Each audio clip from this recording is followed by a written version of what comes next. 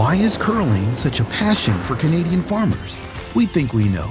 In farming and curling, the idea is the same. It's about friends and family, teamwork, using the right tools, and getting it done under pressure. That's why New Holland and Pioneer Hybrid are proud to support Curling Canada, helping to grow the game we love. From your team at New Holland and Pioneer Hybrid, here's to success in the field and fun in the rink. Every day you go new places.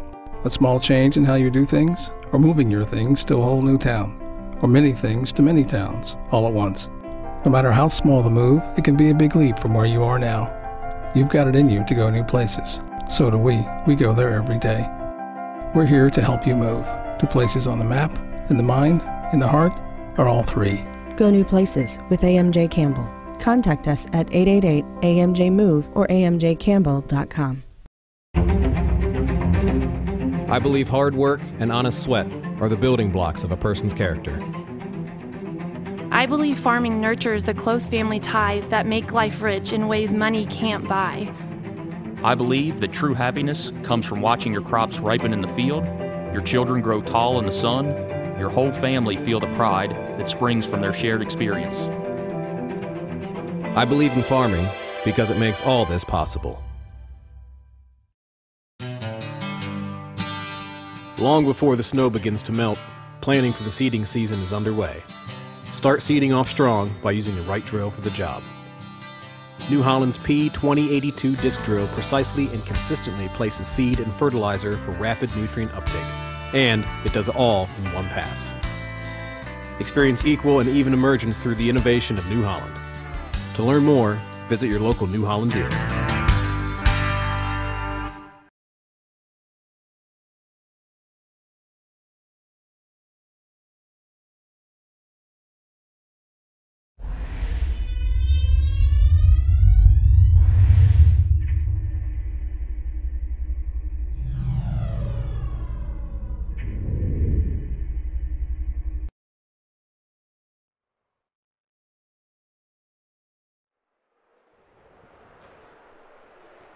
Good morning and welcome to the 2019 Recharge with Milk Men's Ontario Tankard and Women's Ontario Scotties Tournament of Hearts, brought to you by Curl On and Title Sports Live.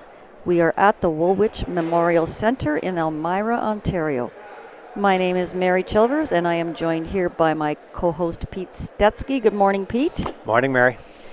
So on our feature sheet this morning, representing the Cataraqui Golf and Country Club is Team Kathy Auld. Their opponents from the Ottawa Hunt and Golf Club is Team Jacqueline Harrison. And let's meet the teams. So we have Jennifer Audie playing lead, Karen Rousel is playing second, Erin Morrissey is the third, and Kathy Auld is the skip. And on our other team today, Team Harrison, we've got Morgan Court at lead, Lynn Kreviazik second, Clancy Grandy is third, and Jacqueline Harrison is the skip. And before we get underway here, we're going to have a look at the standings for the week so far.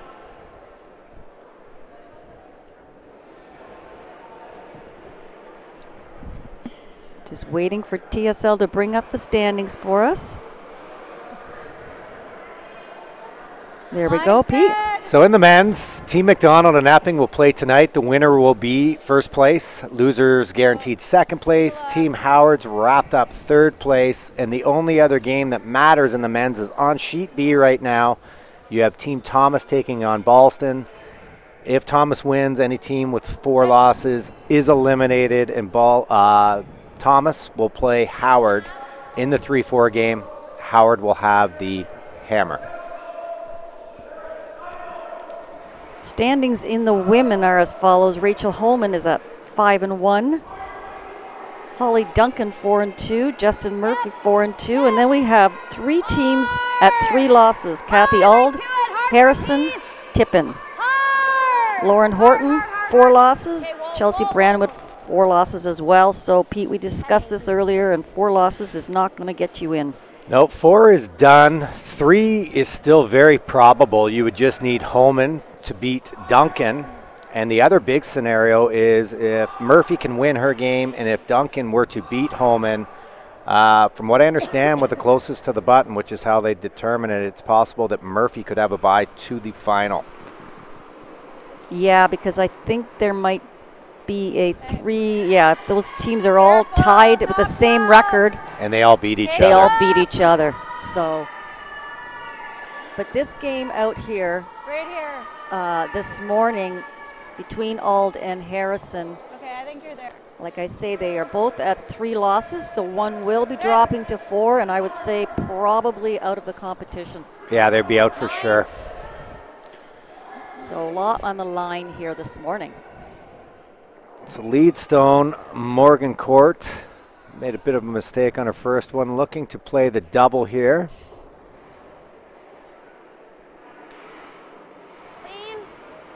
Different start to this game than what we had last night. Last night, a lot of rocks in play right off the bat.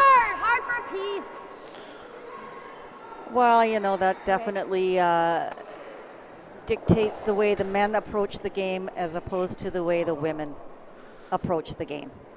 But we might get some rocks in play anyway by mistake. A little mishap there again from Morgan. Kathy's going to throw another rock into the rings here. It's funny, you get your first 3 rocks in the rings, you're starting to build an end, but as we've seen the whole week, the teams are so good they can just hit their way out of this situation, and by the end of the end it could be a blank attempt. Yep. Hard. Yes. Hard. Go, go, go, go, go. Every inch.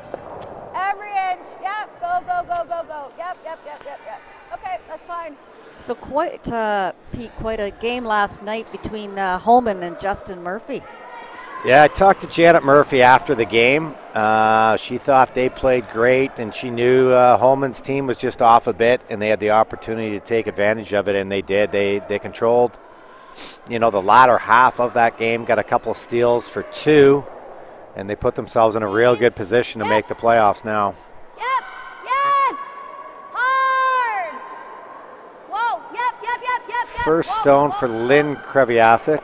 I'll try not to call her Cheryl or Allison during the game. You've got all these Kreviasik sisters, great curlers. Lynn is engaged to David Mathers, the second on Team Howard. Just getting back to the Justin Murphy, you know, this is her first year out of juniors. And I am really impressed with how she's been playing here this week. Yeah, you know what, the benefit of coming out of juniors is you're used to winning a lot of your games. And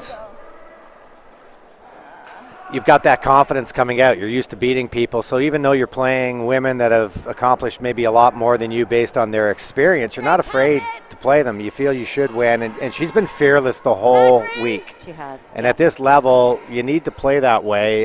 If you come here and play scared, the results are going to show up on the scoreboard.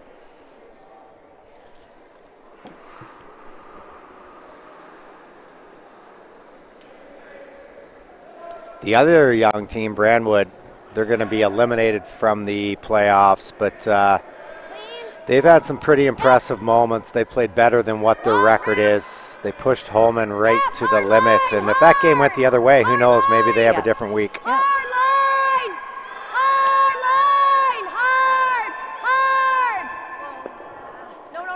Just barely over curled. Yeah, just a little too much weight, or line not quite right on that shot. You can see when they tap, and this is a pro tip for at home, Lynn threw the out turn tap there, but then the rock that you're tapping takes the opposite turn. So she'd actually hit enough of that stone for it to go back on the yellow, but it had time to curl that little bit, taking the in turn away from the yellow stone. And this is a tricky little shot in the first end, though. Going to play the back one and try to lie two. Yes! Yes! Hard! Hard!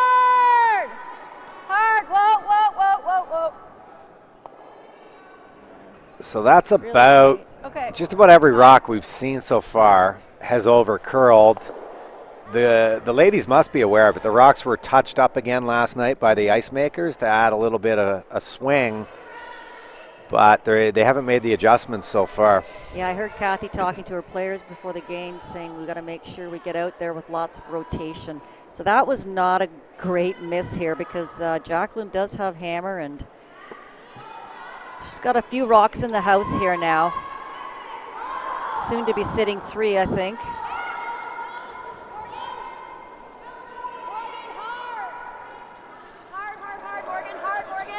Oh. Bit of a break there for the Auld team. Actually taps all behind cover. Yeah, that's it's funny. Everyone else has missed tight. Yeah. Clancy just, that one hung out on her. I mean, the weight looked fine. So now the momentum swings back the other way. Team Auld, open hit to lie 2. They'd like to maybe roll in behind cover here. Whoa! Whoa! No! No! Jen! Jen! Okay, just there. That's fine. Whoa, whoa, whoa. Good. Didn't get the roll, but they do lie 2. Clancy's going to throw the out-turn draw here. Fine. That's good. She'd like to be full 4-foot. Shot rock, obviously keep it in front of the tee line. Line's good. Sweep for top 4. Clean. Line's good. Yeah, line. Yep. Hard line. Hard line. Hard line. Gotta go. Keep going. Go. Sweepers are really on this for line and weights. Keep going. Keep going. Go, go, go, go, go, go, go, go, go, go, go, go, go. And a great scrub. They got it there for shot rock. A perfect shot by Clancy. Nice rebound there, Mary. Yeah. She would not have been happy with her first. Yeah, nice shot there, getting them behind those 2 staggered, so it's in a pretty safe spot here. So Kathy's just going to try to draw on top of that blue rock. You get a time on that? You get a time on that? Try to cut down the scoring area for Jacqueline. So what are we, 14 and a half? 14 and a half? Right on the corner of it. Just 2 ladies games out here this morning. Tippin and Brandwood on the other sheet D over here. We'll keep you guys updated on all scores. Yeah. Tippin's still alive. Yes. Brandwood's in the role of spoiler. Yes. Hard. Roll it. We have another over curl here. Go. Weight was pretty nice there, but Okay. a chance now for Harrison to maybe play the in-turn draw. If they play the out-turn draw, they're not going to be second shot. Okay. And they're already shot rocks, so my preference would be to see them get another one in there. Yeah, it kind of is. They talked about a split. I think to make the split, we're going to have to over. Problem is, if you don't get your rock under cover, you leave a pretty simple, what would be a crotch double, and now all of a sudden you're throwing against 3. What do you think, Mary? I like the in-turn here. I think you're right, Pete. In-turn to sit 2. They haven't played down that side yet, but I agree. Like right now, Kathy's got a real tough play on their shot rock. If she attempts to hit it, she could jam on their back. The best she could probably do is just pick it out. Yeah. 14-1. It's almost in the way. That yellow. So the first rock of the first end, Okay, need to be skip of Team Harrison, Jacqueline Harrison.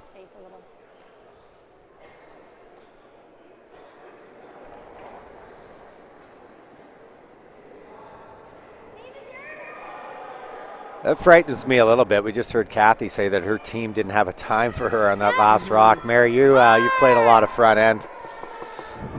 You got one job, you know? Yeah, that's definitely the front end's job is to time the rocks. Keep an eye on the paths. Yeah, Pete, you're not going to get second shot out of that. Two things, too. It actually narrowed your scoring area on the intern side because that curled so much. It's now makes for a more difficult draw.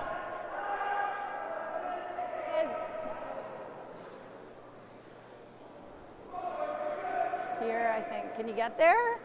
Probably. Even if I'm here and she plays that, we should get one, right? Because we're gonna out count. Yeah.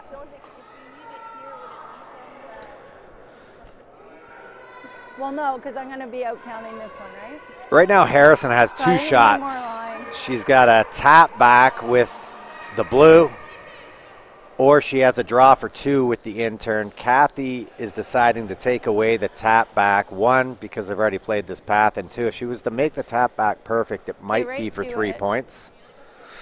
My math says 3 is more than 2, so she'd rather play the draw for 2 in a new path, I guess, would be the thinking here. This is a bit more line, but it's similar line to what she had.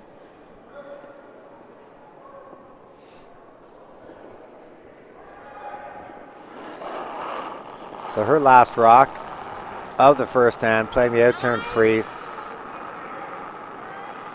Whoa. Whoa, no. No. Right to it. Roll it. Okay. Came in a little bit heavy, but I don't think she did any harm. She pretty much accomplished what she wanted to do. I just threw that one.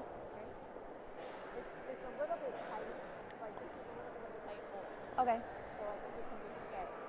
Again, Jacqueline's first one's a deterrent here for the second shot. Makes it a little bit trickier. They're going all the way out. I'll marry almost to the edge of the 12-foot for this. Yeah.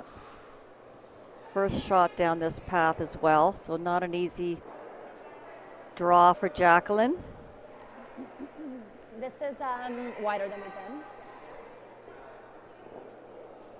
And the one I just threw. Okay, I need T-line.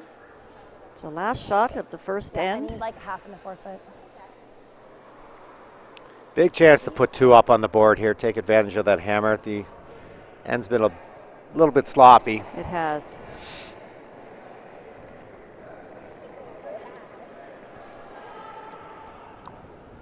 She's drawing the 4-foot here, but she's essentially drawing like the 1-foot. She doesn't have a lot of space for this rock.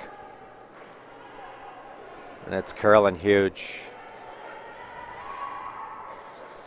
She actually wrecked on probably a little light there. A little light, yeah. So at the end of 1, it is Team Harrison 1. Team Auld will have the hammer in the second end. There's ones across the board. Team Brandwood stole one on Tippin to lead 1-0. Ballston was forced to 1 by Charlie Thomas. They lead 1-0. In our other men's game, Team Durrell is still alive in the competition. They need some help from Ballsy this morning, but Dow took 1 in the first. Durrell has the hammer in the second, trailing 1-0. Mary, not too happy this morning. It's my own fault. I did not get up in enough time to grab my regular Starbucks coffee. Uh-oh. You had to settle for? That's a tea. I don't trust Arena coffee, you know. You know, I actually have had them here. It's not too bad. Okay. Yeah, it's not too bad. Yeah. I could get cranky. If I get cranky, that's why. I'll keep you in line, Pete. You know that. Somebody has to. Yeah. So, Team Harrison up 1-0 here. Morgan Court in the hat getting ready to throw her first shot. Surprised, Pete, at all of the record of the Harrison team. I know they're definitely not out of it, but I think at the beginning of the week we kind of called them to be, you know, second behind Holman. Yeah, they probably have the second most arena ice experience, especially recently. They've played in some slams. Jacqueline herself is a Tier 2 Grand Slam champion. She is. And her 3 teammates defeated Rachel Holman to win a Grand Slam.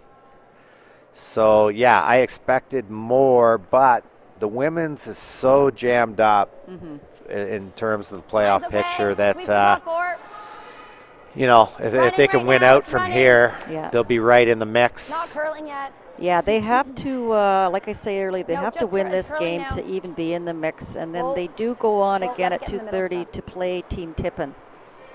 So, and that could be an elimination game. If Tippin were to beat Brandwood, and if Jacqueline could win this game, the winner of that would move on, and the loser would be out. So one downside of these round robins, when you're out of it, like take a team like Dow, right? My brother plays for that team. Right. It's hard. Like you're going out there, you have to play the games, but you don't have really a whole lot to play for. No. Okay. You play spoiler if you can. Okay, that's fine. But I'm not sure I should be doing these morning ladies draw. Maybe they need the coffee right now, Mary. What do you think? We had another wide open miss there.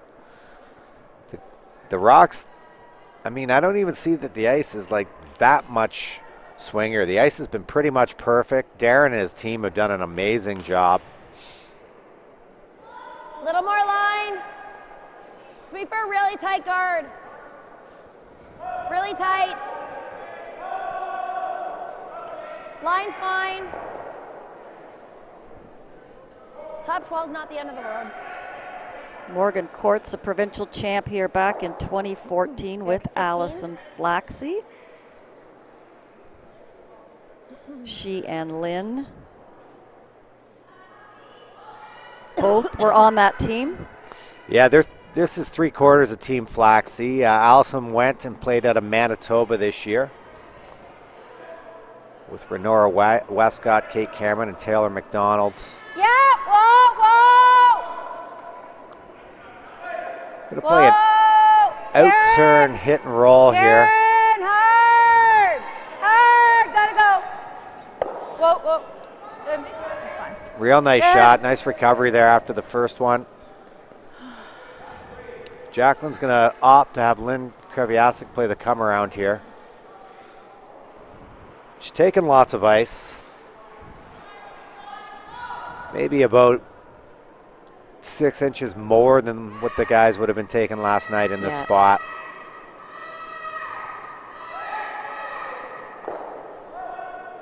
Line's good. Room. Room. Too much room right now. Whoa. Stay with it. Clean it. Yep. Yep. Hard line. Hard line. Yep. Hard. Need top button. Hard, hard, hard, hard, hard, hard, hard. Hard, hard, hard. Keep going, keep going, keep going. Over curl it. Go, go, go. Yep, yep, yep, yep, yep, yep. 14-2. A little light, but not a bad shot. 9.5. Nice come around by Lynn. They would have liked to drag that a little bit further. Kathy looks like she's going to play a little bit of defense here. She's going to try to run both blues. She's got to watch she doesn't jam it on her shot rock at the back. Whoa, yeah, yes! Whoa, whoa, whoa. Karen whoa, Rousel, up. second You're of this gonna Auld need team. Good. It's a good adjustment by Kathy. I think they meant to hit it on the other side. She called whoa, so they avoided that double jam. You're behind T. 10. Lynn will throw the open hit here.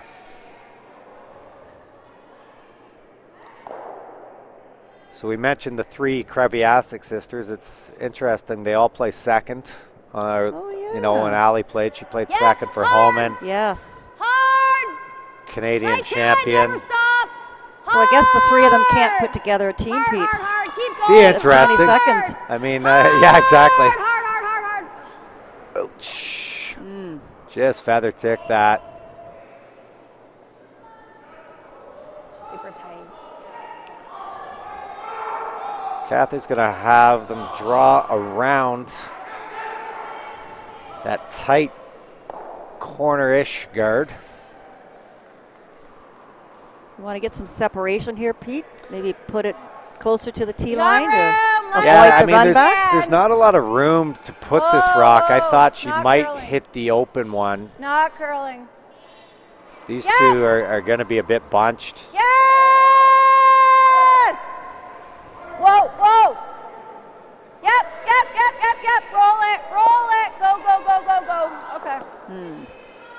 She might have curled enough to avoid a double.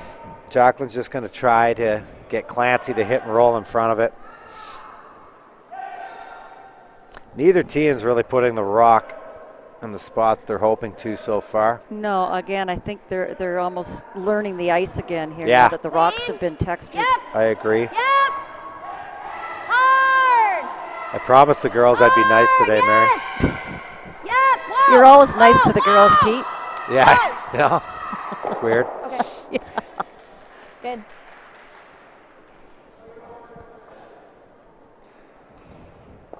Probably a big roll here to the open side. Yeah, they can't afford to try to roll under the corner guard or they'd clip out their back yellow. So I thought on that last one, probably the hit was the play.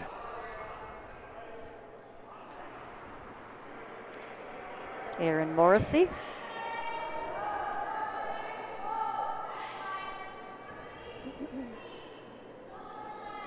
Yep. Whoa, whoa. Yes. Yep. We're just going to be there. Just comes up a lot at the end. 9-9. Good weight, Aaron. Straightforward shot here for Clancy. She can actually make the double and roll in behind the guard. They're asking for 9.5, Mary. Did you ever use times for your hits?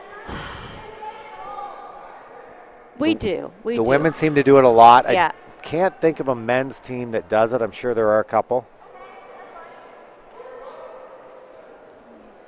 Pete, the thing I can comment on about stopwatches is I think the women get a little carried away with the numbers. Split times mostly. Oh, I agree 100%. Yeah, I mean, you see a lot of the guys' teams, I believe Saville and Lang, they don't even look at a watch. No. They might have one to time hog to hog, but you see more of the women's, they're talking numbers in the hack, and I personally cannot relate a number to draw a weight. I have to just go by feel, which I think is the case with most people. Yeah, you're right. The guys, they've got the watches on them, but they don't rely on the watch. Like, you know, say Kevin Cooey's down there. Ben's going to say it's 3 feet more than your last one, or this path's 2 feet slower. Yeah.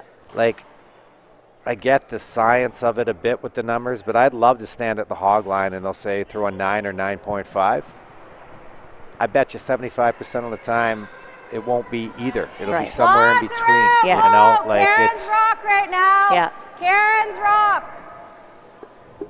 Whoa, no. No, where are we? You are deep is where you are. You got to go back, Karen. Yep. Whoa. That is about the last spot they wanted that rock to finish.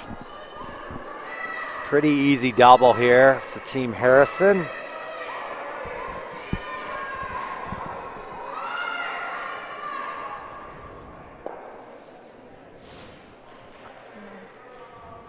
While they're talking about that, we have our first Twitter interaction from Stephen Holmberg. Good morning, Stephen. How does the front end get a time early in the game? Is that enough? It's pretty straightforward. They just use a stopwatch and they time it. No secret there. They also get, both teams get 7 minutes on the ice for practice time before the game begins. So the ice is usually right up after second practice, I would say, Pete. Yes, and then this question's a little trickier. Could you explain how a hog to tee time is established when early end shots are only guards? I do know what you mean. I mean, for the most part, those times you want the rock to be somewhere in the rings closer to the tee time. Again, a lot of the women, they might time their guards. No. I've never been on a team that we did that, but every team basically, Stephen, has their own little system. Whoa! Good shot there by Jacqueline. She now lies 2. She's in a good spot here. If Kathy makes the hit and roll, she knows she'd be behind the tee line, so Jacqueline would be able to freeze. So Kathy's going to make a very aggressive call here, Mary, and play the draw. Just having another look at that shot by Jacqueline. Jacqueline can throw the big weight, lots of good rotation on her rock.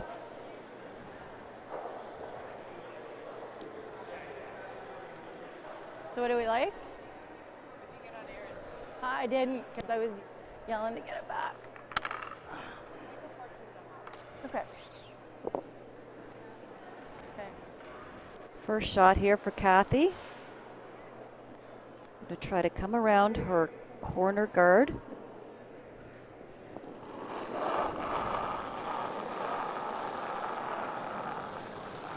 Line's good. Yep. Hard. Line's great. Hard. Go. This has no hope here. Just really light out of her hand. It's a different path, eh?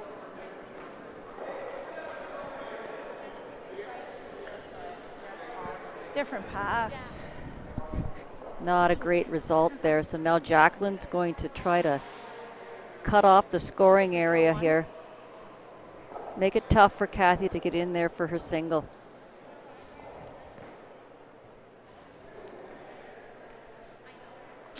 Yeah, they're going to want this probably full 8 foot. You'd like it where if they were to run the double, your rock out on the wing will still be shot rock, and you'd steal one. So the mistake here would be to slide too deep. Right.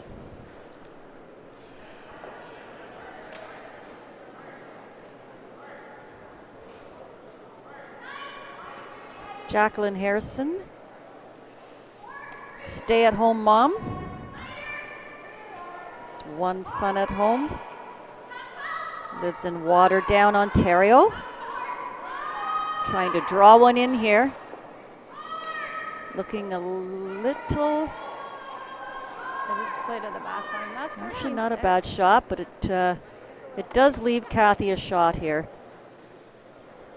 Just a little bit of an overcurl, I'd say, there for Jacqueline's Yeah, shot. just by half a rock, but enough that this is a far more visually appealing shot for Kathy. Yeah. So that was 14. Where had that stayed, you know, a rock higher, yes, sir. it really would have cut down the scoring area.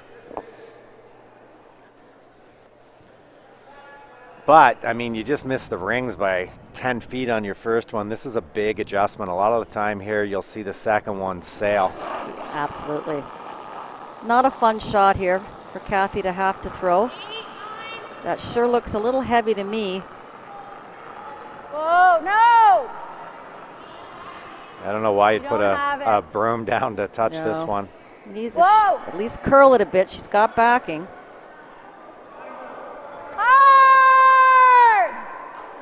Yeah, that was predictable. Yeah, you called that one, Pete. It's so funny how the human mind works, though. You know, she was very light on the first one, and then she just overcompensates on that second one, just too much. Yeah, I mean, she added a lot of weight, and then at the same time, you know, Team Harrison had thrown another rock there. Now it's the third rock down the path. It's probably sped up a little bit, and that's a bad combination, and it ends up in a steal of 3 for Harrison. At the end of 2, they lead 4-0. You have to do it early, not... In our other women's game, Team Tippin bounced back with a single. They're tied at 1, playing the third end versus Brandwood. In the men's game, Durrell scored 1 to tie Dow up. Yeah, for sure. 1-1 playing the third. And Charlie Thomas scored 2 in the second end. That's a big game out there. Thomas wins. He punches his ticket to the playoffs. Or do you want to go like leads Ballston 2-1. Okay. Okay. Yeah, It's been a slightly shaky start out here on our feature game. As you say, the women are just getting a feel. The rocks have been touched up. Ice is a little bit different this morning. Team Harrison was fortunate. They got to put some pressure on Kathy Auld, and she missed. Missed her last shot there, cost the team 3 points. They've got an uphill battle now, but there's lots of time left.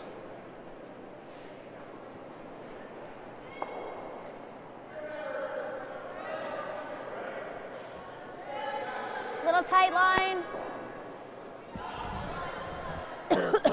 Hard, guys. Hard. Get it here. It's running. I'd like to nice. throw this one. With the 4-point lead, Line's they don't really need to good. drop a center line guard here. They're looking to get this into the 4-foot. I think it's in. Go all the way in. All the way in. All the way in. Although by how it was 14-7. swept, they might have wanted that short for some reason. I'm confused. I think it's a lack of coffee, Mary. I don't think that's it. No. Yeah, when you're up 4, you know, you definitely call that first rock in. I know with the 5-rock rule, we've kind of changed our strategies a bit. Up 2 for sure, you can still call the center. Very tight center, but not up 4. Just halfway. You're really, line's really tight. Just halfway. Found out just now my Thursday night men's team that's lost good, that's fine. last night Good. without me, Mary. You know, you try to leave these kids alone for a little bit, and what happens? I haven't heard from my Thursday night team, too. Curious if they pulled one out last night. Thinking they didn't, or they probably would have let you know. You know? Can go there if you want. Probably. What?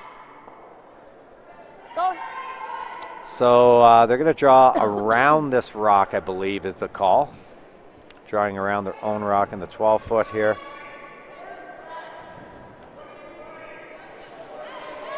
I didn't hear from my team, Mary. I had to hear from the opponent who texted me. Clean it. Rubbing it in, I'm assuming. He's a good guy. He's an ex-teammate of Line's my good, 3 wait teammates. only. Line's good. Wait only. Wait only. Nice looking shot here. That top 4 if you can. Real nice weight there by Morgan. Nice, Morgan. Swept into the 4-foot. Just tap it back. Those, to me, when you're up 4, those rocks are in a very good position for Team Harrison. Yeah. I like the call here by Kathy. Yesterday, we saw Ferris, and they were hitting these stones where you absolutely have to keep your rock in play, and you could also utilize the opposition stones as backing. So she's just going to move these around a bit with a heavy draw. Whoa. Yes. Just got a text here, Pete, from my Thursday night teammate. She says, "You are right, Pete, we lost." Yeah, see? Yep. Yeah, you're over curling. Yep. Whoa. Okay. Well, not a bad shot. Any rocks in play for the Auld team here is a good thing. Yeah, they've got a corner guard up, and Yes. Lynn will be asked to remove this rock here, but all she needs really, Mary's a 2 to get back in the game. Absolutely. We've seen that all week here, Pete. And I, you know, the fact that she's down, first 2 ends of play instead of like later in the game is promising. Yep. Yes. Hard. Whoa. Yeah, there was a game yesterday in the men's where Dow was down 4-0 to Wretchless. Ended up tying the game 8-8. 10. They lost 9-8, but they battled all the way back. Yeah. So many opportunities now with the hammer with the 5-rock rule if you utilize it properly. Is Kathy calling a hit here? Believe she is, and I mean, Whoa. the real thing is she's hitting 3rd shot, Right. a rock that's not on the center line, and throwing enough weight that, you know, if you made a mistake, you'd roll out. I think she left the wrong 2 rocks there. If you were going to hit something, you'd be way better off to hit the ones that are on the center. Those are the rocks that cause problems at the end if you don't deal with them. But I think it's early enough you could have ignored them. Second stone for Team Harrison, throwing her 2nd rock of the end, Lynn Kreviasik. So, Pete, 2 options here. I think hit it and roll right out, but probably is a better shot to actually at this point hit and just roll right on center line there. That's what she's called, yes. Okay. Just to flip right in front of her 2 rocks in the rings. No. Whoa. Then threw this one a little out. Roll it out. Yep. Yes. Okay, no. Okay. Roll it over. Yep. Okay, 9-3. That was good.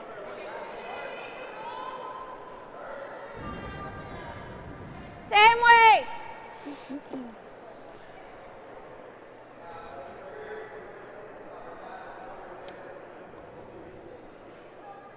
There's a chance here. Make the double and roll behind the blue rock on the wing. Hard. Kathy definitely wants him to sweep it. Hard. Yes. Do not want to lose your shooter, and they are going to. Okay. So That's not too helpful there. There goes the peel on the corner guard, which pretty much will take this end away from Kathy. yeah. I like this call by Jacqueline. Some teams you may throw a guard here, but you're up 4-0. The only trouble stone for you out there is this guard, so they're going to try to get rid of it. Hard, hard, hard, hard. Emphasis on try. Yeah, just again, we're seeing lots curling these rocks this morning, and teams are readjusting.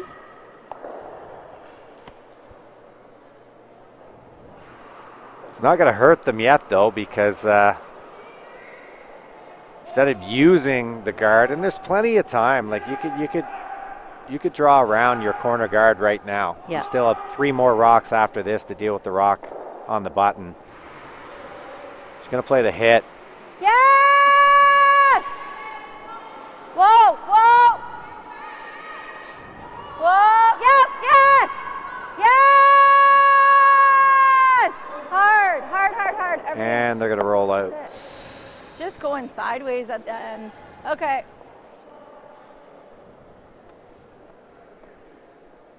Going to attempt this peel again.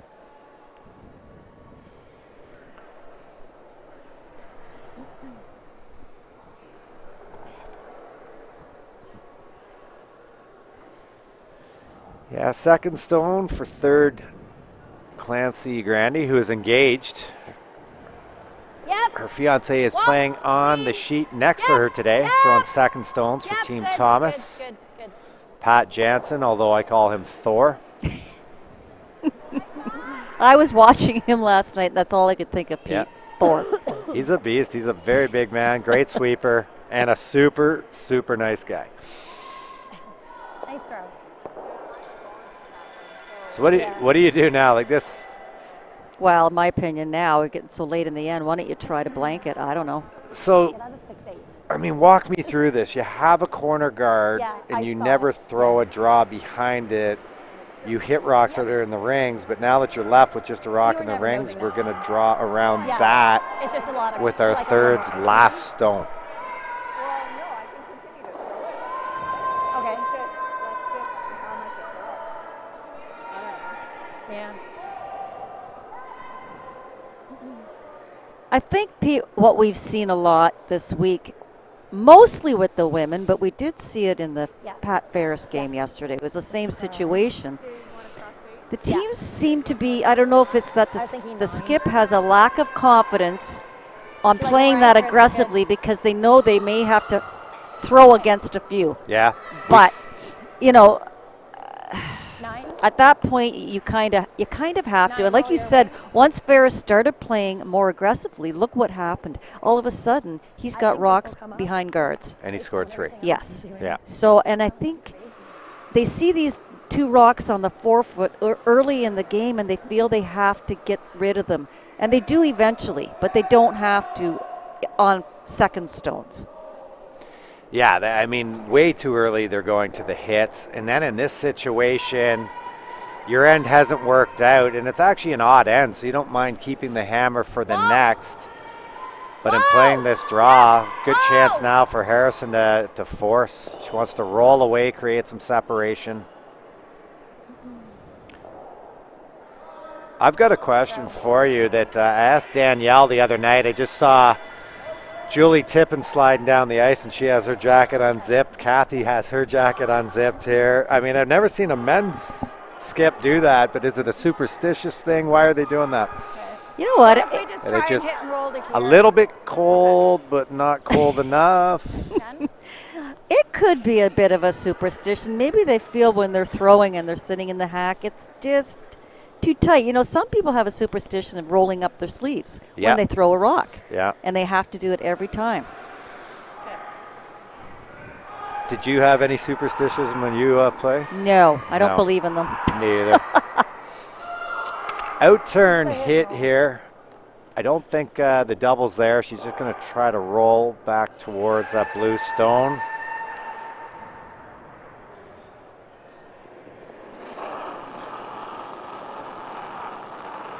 Yep. First rock for Kathy in the third end. Hard. Just nose.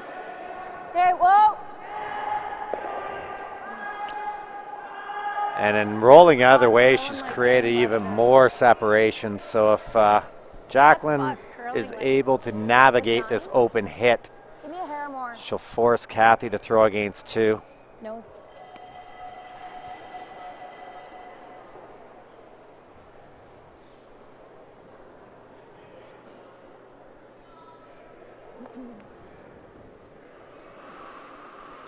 Really want to stay here, eh, Mary? Opportunity to force them. Oh, yeah, for sure.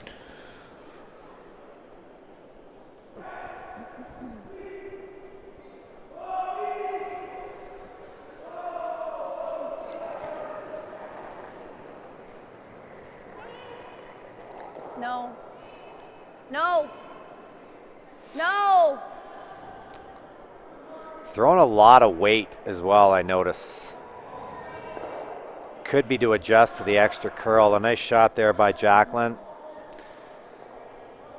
Kathy's going to opt to attempt the out-turn draw.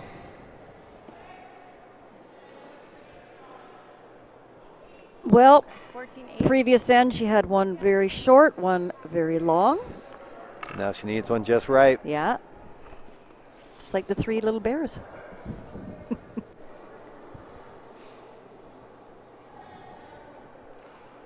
So final rock of the third end. Kathy Auld needs to touch the 8-foot to get her team on the board. Currently trailing 4-0. Line's fine. Line's good.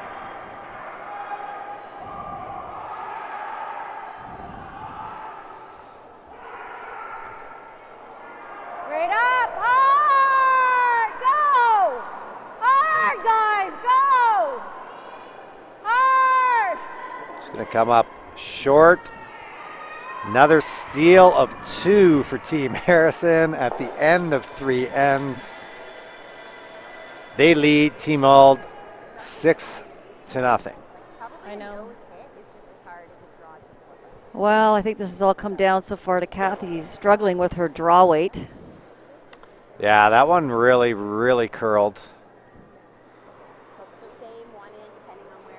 Sweepers were on that right away there, Yeah, so it I was think so. throwing a little light.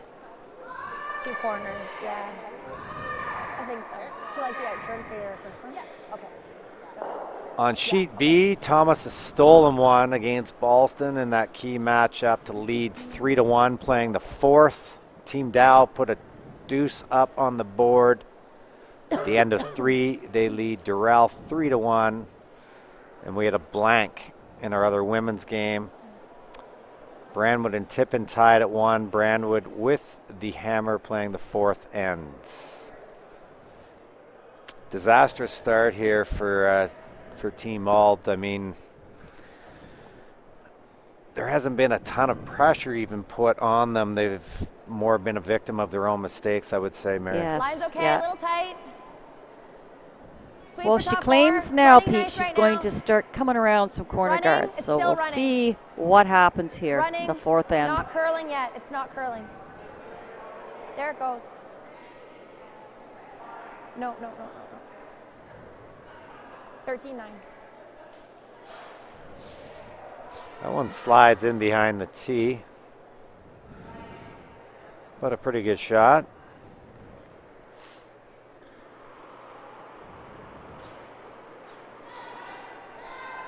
Kathy will ask her lead, Jennifer. Throw up another corner guard here. Hopefully they'll try to use it this time. Well, I think because the blue rock there is behind the tee line, Pete, you might see them use it. You want a side bet? Depending, of course, where this next one goes. But I think no matter what, Kathy will just ignore. Even that guard, Mary, It's probably a hair high, I would say, for the curl we have out there. What some of the teams will do is go high-low with their corners. Yeah. I think that'd be a good option for them in this situation based on where that rock is. Maybe draw around one, get it closer to the house. Curling now, really curling. Really curling, bite the 4 if you can at least. Yeah, go, yep. Farther, yep. Go. Really good. 14-7. So Kathy is opting to go to the other side to put up her second corner. I don't think this approach is as popular anymore, Pete. Now the big thing is the teams can throw it so hard, make the double peel, so they try to perfectly align their corner guards on the same side as opposed to trying to create separation side to side. Take a look. I think the other issue too being if you have to make a shot coming outside into the 4-foot on your last, these rocks are blocking both paths into the rings. So sometimes that can be an issue.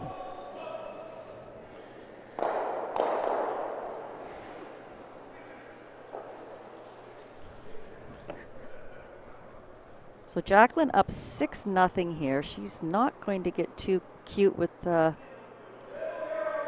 this call. I think she'll want it either tight or in.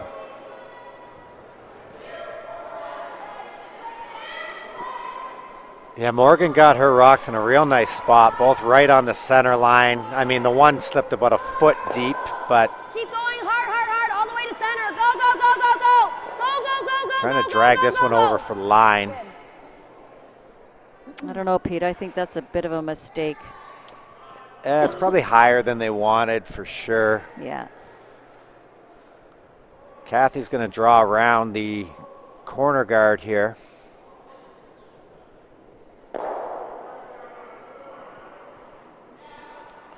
Because it's a little higher, I don't think she can afford to go any deeper than bite the 8 here.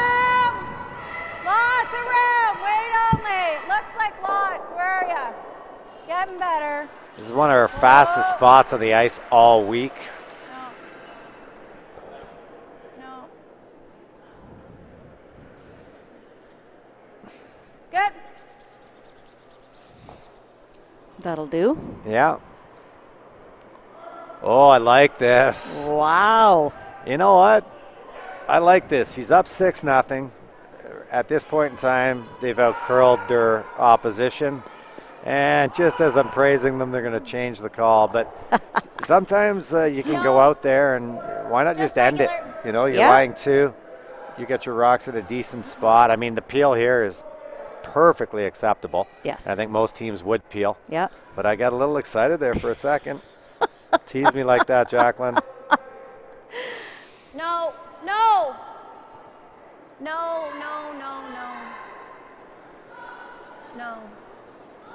Okay. Had to hit that thicker. The silent hit. I've thrown enough of those in my day. That's how you end up in a booth commentating instead. Back here. Uncharacteristic miss out of Lynn there. Gives Team Auld the opportunity to just throw back ring weight, maybe move one of these blue rocks around in behind the tee, create a bit of a wall. Donald Trump would be happy. Yeah. Yeah, if she can just move it back a bit. Keep her rock in play. Does not want to crash on the guard.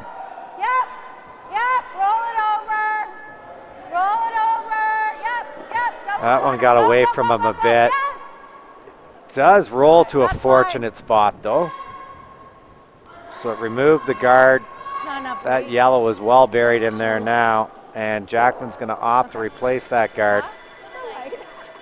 Girls nice there though. Yeah. A lot of laughter out there still, There Mary. is, yeah, that's good to hear. Yeah, too many guards in play here now for Jacqueline to really bother peeling anything, so she's going to go back on the Too much room. offense. Bump the blue. Yeah, sometimes your best defense is a good offense. Hard!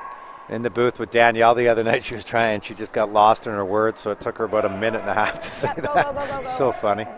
Shout out to Danielle. She's listening this morning. I hope you're enjoying your morning off. Yeah, I hope both of you have, because I've worked every morning You this know why? week, Because just you're to a let you trooper, know. Mary. That's why. Hack! Yeah, hack! Going to try to throw hack weight here, chase this rock that's full 8 foot, second shot rock, and roll in behind their corners. Now on the flip side, haven't you had every night draw off though? Yeah, I have, Pete. What would you prefer? You a morning person, night person? I'm an every person. Yeah, I'm with you. The problem is, if I have the nights off, I can't really go out and have a good time because I got to work in the morning. So I hung out last night with one of the teams and may have had a drink or two. yeah. Whoa, yep. Whoa, you're on the front. Whoa. I'm really having trouble with that intern. Yeah, they are, but Good. for a miss, that worked out very It did. well. It did. I think both teams are probably fairly happy we're not doing percentages for the game.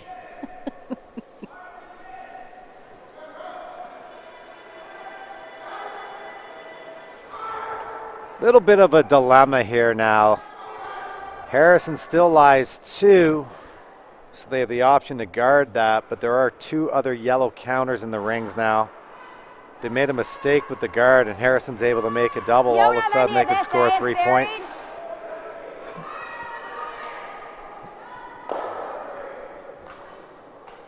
Another option would be to draw around the yellow corner guard, maybe freeze to that one in the back. Mm-hmm.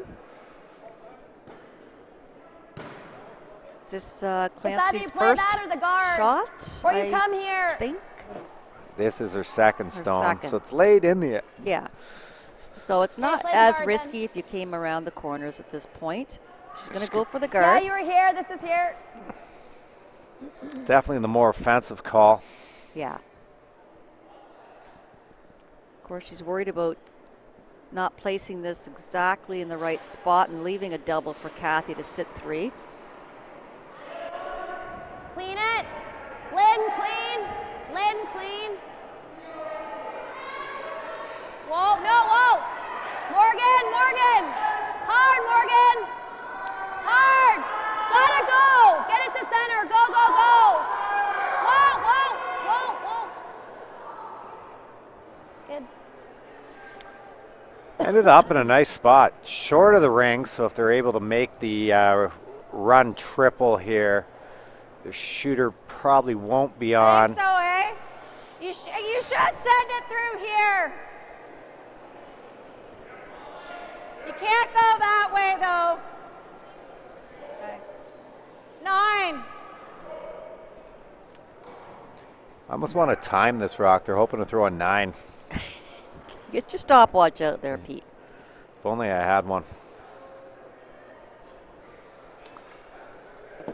I've got one on my phone. You sure do, too. Yeah, I do. Mm-hmm. Third stone, Aaron Morrissey looking to play a run triple here. Yes!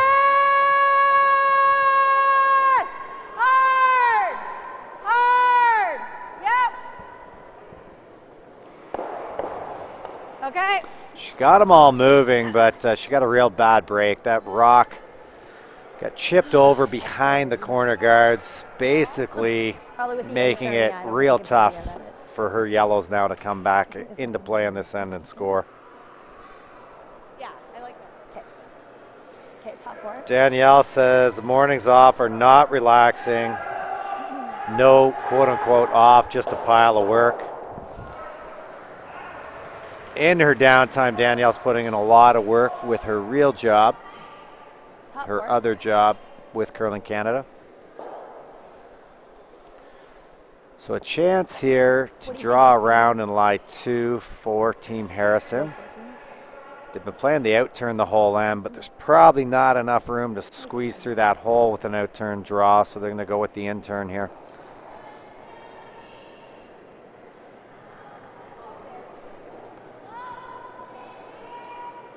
Wall line. Wall line.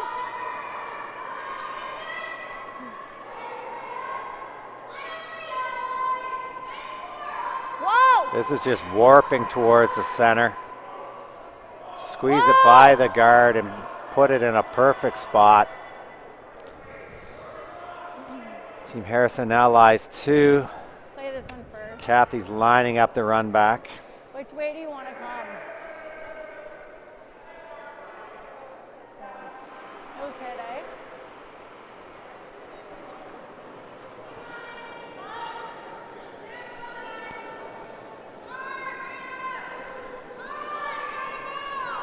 Okay, nose hit. Trailing 6-0. She really needs to make this.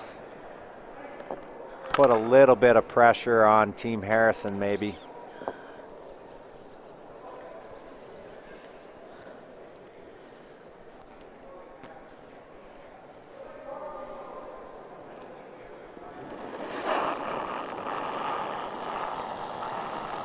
In-turn run back attempt. First stone of the 4th end for Kathy Auld. Hard! Whoa, whoa, whoa, whoa!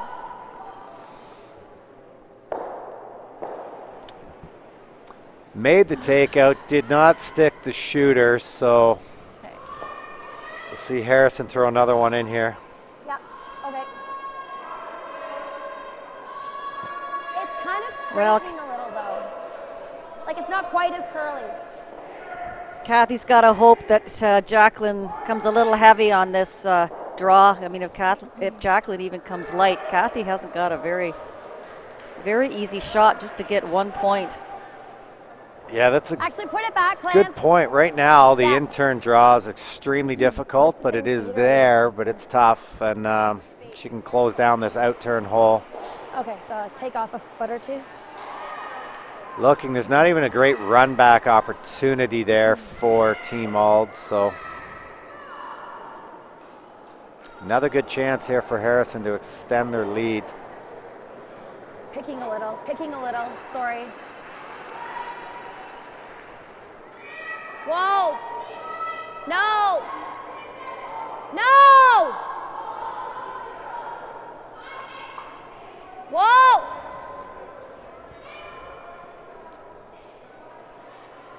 Perfect shot here from Jacqueline.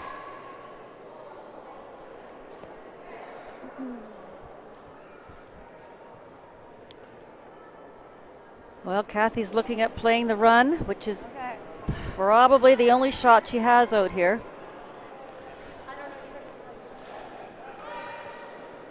Yeah, this is not the easiest shot to have when you're already down 6-0. Facing 2 counters. Front end put Jacqueline's rock in a perfect spot there. Very well managed stone. Same thing.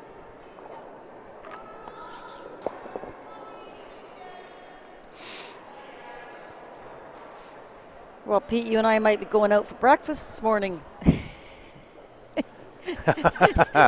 Depending on what Kathy does here.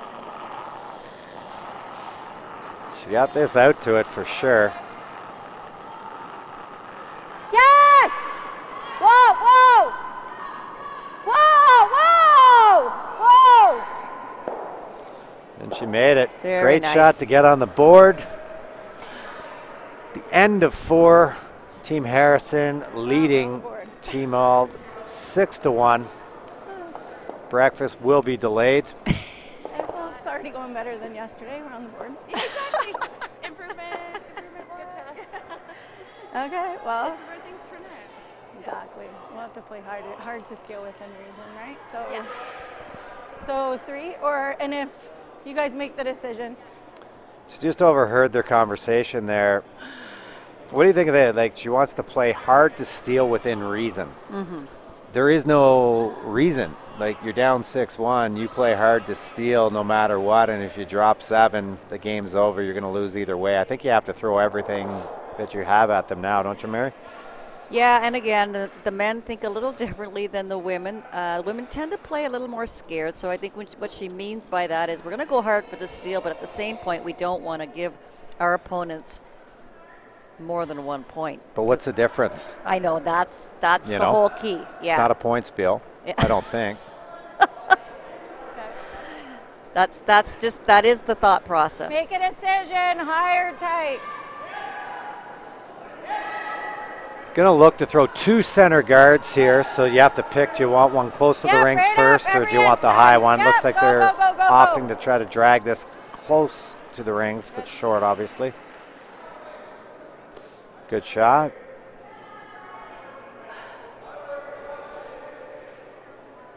Going to see Jacqueline have Morgan draw the open side here.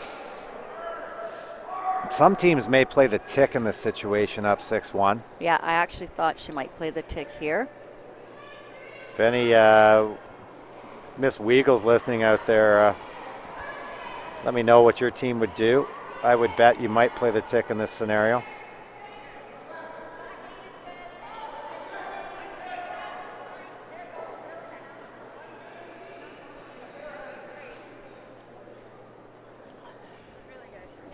Nice weight there by Morgan. They'll ignore that and throw up another center. The teams in this event, they don't have to play a minimum amount of ends as of right now. I think they might during the playoffs, but not during the round robin, Mary. I believe you're right, Pete. Okay. Needs to curl. Where are we? Whoa. We have an Eddie Waring exciting. Oh, I know. The great one. Two-time Canadian and world champion, often called the Jack Nicklaus of curling. Yep. Okay. Is in the house supporting his son Ryan, who's actually throwing as we speak on sheet A. His team picked up a big 4-ender in the 4th to lead Team Dow 5-3. Great to see Eddie here. Brandwood scored a single. They lead Tippin 2-1 after 4. Tippin has the hammer. And Thomas was able to force Ballston to 1. They continue to lead 3-2, and now Thomas has the hammer playing 5.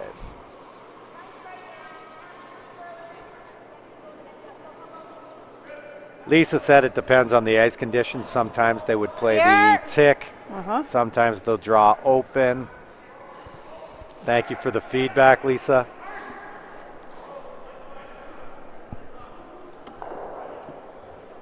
Pete Stetsky, you are bad. It's a little cold up here. I'm shaking a bit myself this morning. Okay, where are we? Yes! Hard line! Hard! They're working hard to drag this by everything. Looks like they're going to squeak by. Right here. Okay, that's good. Real nice shot there out of Karen. Buried behind the world. Now we'll see Harrison go up and run some peels. 3/4, peel.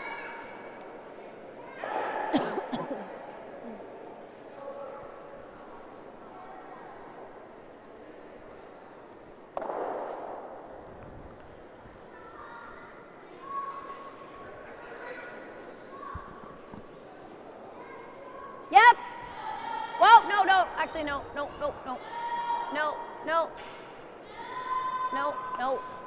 Good, Lynn. Nice double peel there by Lynn to help clean things up.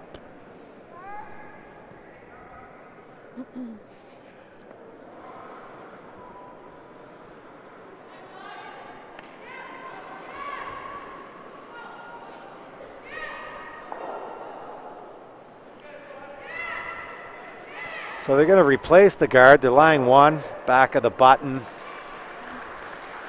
Essentially, this will be double guarded because there is a blue already guarding it in the rings. Okay, needs to come to the center. Where are ya? Okay, yep. Line's okay now. Keep going. Yep. Whoa. Okay, good. 2 nice shots by Karen. Yeah, good end. So but that time 13-8. So that's interesting. Okay. You get a 13-8 on that one for anybody who cares. You know, people are asking about the times. There it is. There you go. Intern peel here for Lynn.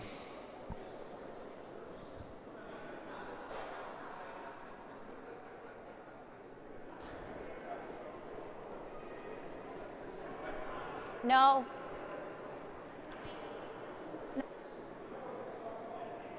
Good. No mistake. Pete, did you see it was, I guess, last year, not sure what event it was at, but they had that video put together of the Kreviazuk girls. Yeah. I thought that was so cool. Yeah, I think TSN probably did that. They do a real good job with that stuff. Yeah. I mean, someone's going to kill me at Sportsnet if it was them. Shout out to a buddy of mine, Jesse Wachter. He does some great curling videos for Curling Zone, for the Grand Slam.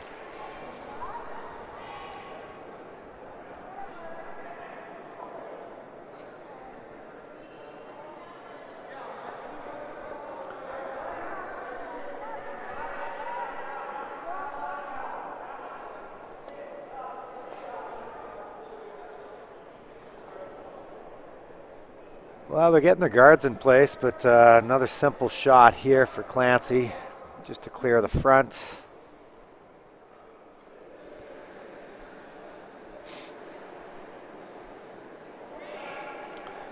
While she's doing that, we can tell you that Team Tippin scored 1. It's a very low scoring game, 2-2, as they head to the 5th end break. Brandwood will have the hammer when they come back. Slight miss there.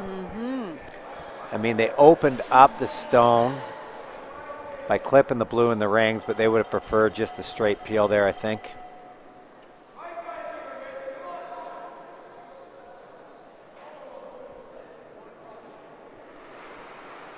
Sort of took away their in-turn draw if they needed that. Okay, let it work. Not curling yet. Whoa. Okay, well, Karen's rock, if anything. Yep. Keep it moving. Yes. Hard, guys. Gotta go. Hard. Go, go, go, go, go. Go, go, go. Yep. Okay. Okay, that's fine. Able to sweep that far enough to cover the stone.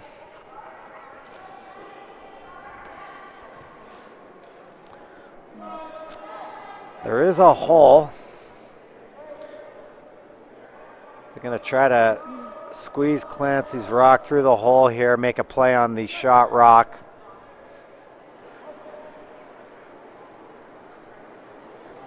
Yep. Yep.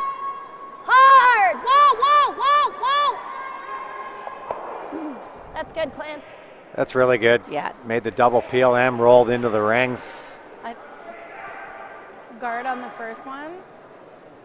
Now it's dicey for Auld, because even if they get the guard, there's a short little run back there for Jacqueline. That was a great shot by Clancy. It sure was. Yeah, okay. See Dylan Tippin walking around the arena with their newborn. Aw. He trolled me the other day. He did he? Yeah. Yeah? He's Is he mad at you for something, Pete? I think he is a little bit mad at me. All about the line. He's been blocked from the odd team social media for trolling. So I think Kathy's going to go for a guard here on her first one, hoping that Jacqueline will peel it. I think she will. Yeah, I would expect her to peel it depending on where it ends up. Okay, you're going to need to go for line. It's way out there. Okay. Whoa. Doesn't want it too deep to set up a double for No. Jacqueline.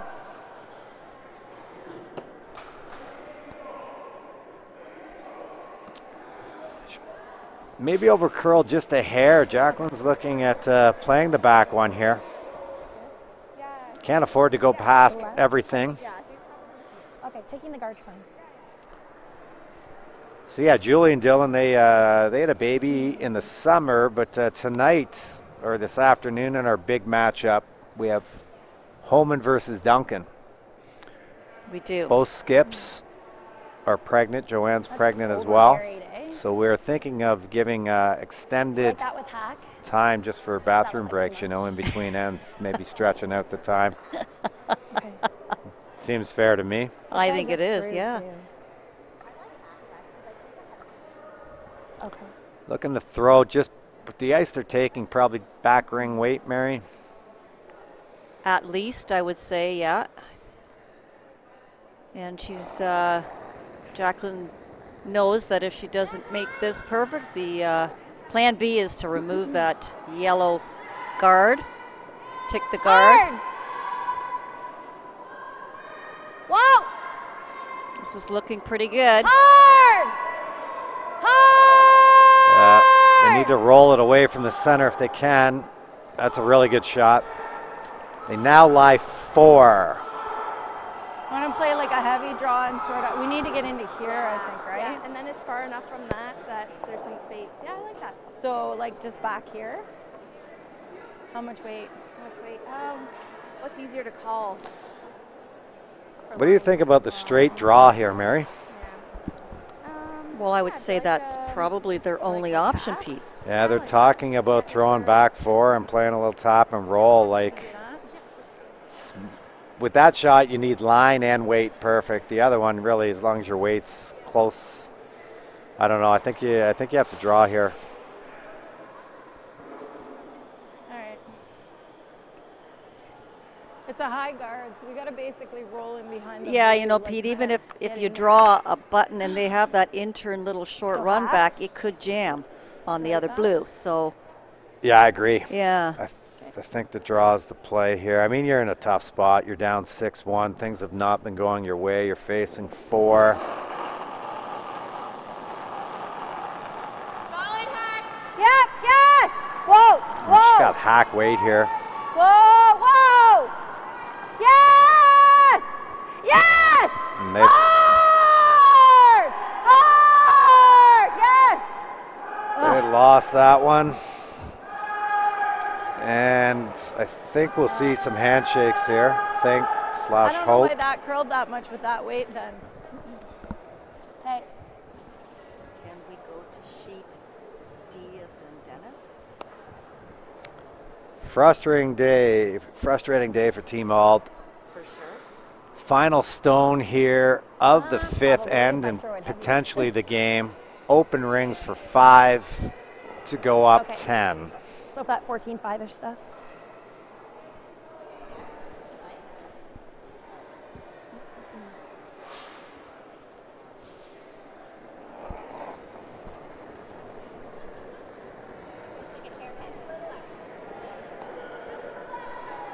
Okay, well then. Kathy just asked if they have to play 6. I can run down and tell her they don't.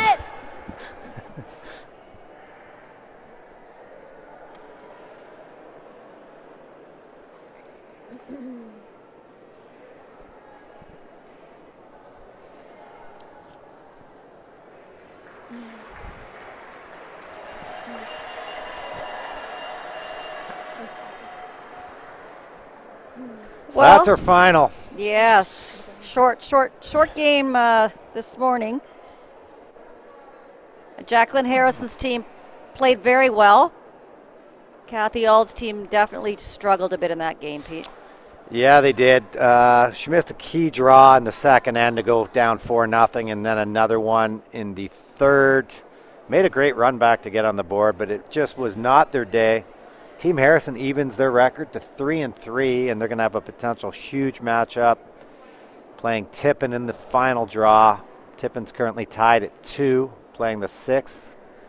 And I think, are we going to head over there, Mary? Yeah, I think we're going to sign off here right now. If you guys want to just stay tuned for a few minutes, we are going to move sheet probably over to watch Tippin and Brandwood. So signing off for now. See you in a bit.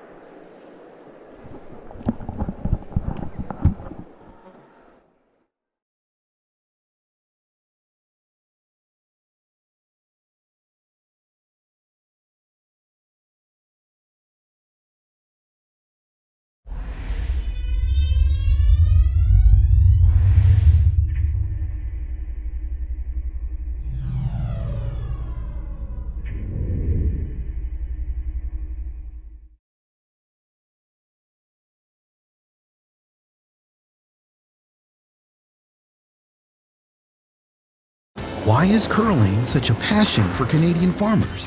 We think we know. In farming and curling, the idea is the same. It's about friends and family, teamwork, using the right tools, and getting it done under pressure. That's why New Holland and Pioneer Hybrid are proud to support Curling Canada, helping to grow the game we love. From your team at New Holland and Pioneer Hybrid, here's to success in the field and fun in the rink. Every day you go new places. A small change in how you do things, or moving your things to a whole new town, or many things to many towns, all at once. No matter how small the move, it can be a big leap from where you are now. You've got it in you to go new places. So do we. We go there every day. We're here to help you move to places on the map, in the mind, in the heart, or all three. Go new places with AMJ Campbell. Contact us at 888-AMJ-MOVE or amjcampbell.com. I believe hard work and honest sweat are the building blocks of a person's character. I believe farming nurtures the close family ties that make life rich in ways money can't buy. I believe that true happiness comes from watching your crops ripen in the field, your children grow tall in the sun, your whole family feel the pride that springs from their shared experience. I believe in farming because it makes all this possible. Long before the snow begins to melt, planning for the seeding season is underway. Start seeding off strong by using the right drill for the job. New Holland's P2082 disc drill precisely and consistently places seed and fertilizer for rapid nutrient uptake, and it does it all in one pass. Experience equal and even emergence through the innovation of New Holland. To learn more, visit your local New Holland dealer.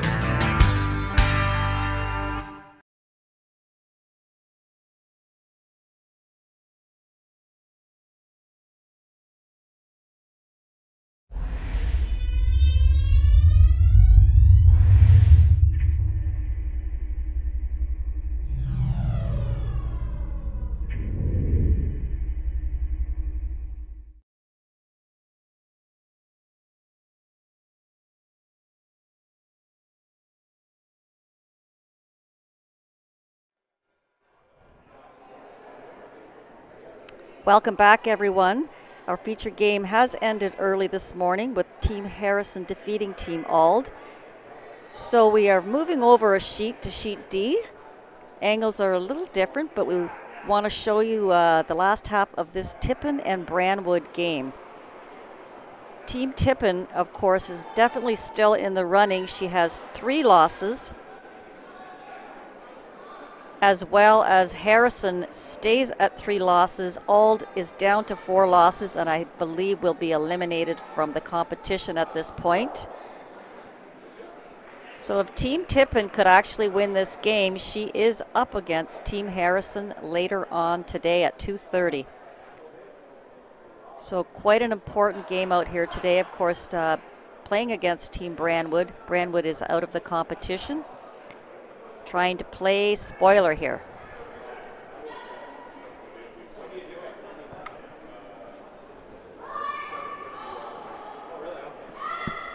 Got a score here of 2-2 with Team Tippin having the hammer in the 6th end of play. I'm back, Mary. Welcome back, Pete. I had to fresh coffee? I grabbed the coffee and I ran into the wrench, so. You didn't offer to get me a coffee, Pete. I thought you would get. I can go get another one right now. You can handle this, can't you? Want to split this bad boy? No, it's okay. So a little bonus coverage here, Pete. It's kind of nice. I was just mentioning to everyone that Tippin, if she can pull this game off, she is playing Team Harrison this afternoon. Yeah. Yeah, on the other hand, if they were to not win this game, they're eliminated.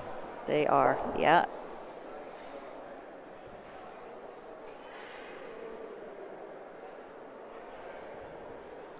They hadn't played a lot this year for a team of their caliber. As we mentioned, Julie had her baby in the summer, so they weren't sure how much she was going to be able to play or when she'd be able to start her season.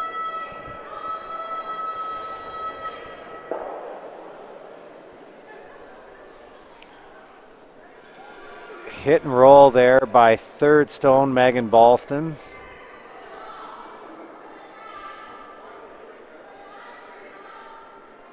Brandwood's going to play aggressively, it looks like, and ignore that stone. Good young team here. Former provincial junior champion. Lost the final to the Canadians, I believe. Yep, that's correct.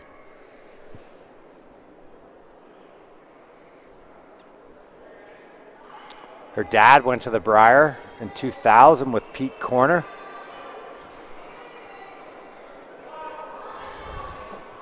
Remember who else was on that team, Pete? I do. Drew Macklin and Piper. Is that how you pronounce it? Piper. Played lead. We were just talking about it last night in Team Epping's room. So it was Piper, Macklin,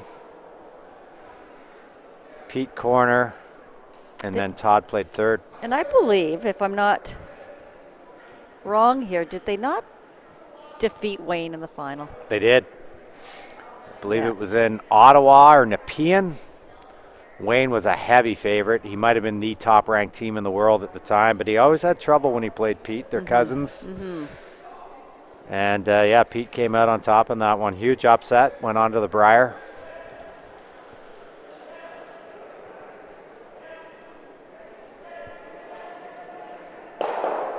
So first shot here in the sixth end for Julie Tippin. I think Dwayne Piper. Okay, yeah. Yeah, Julie's going to play the run back here.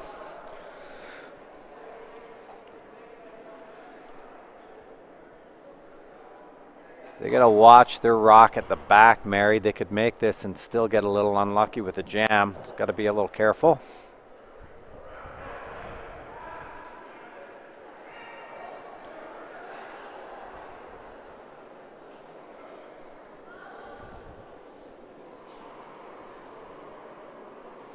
Hits at just a hair high.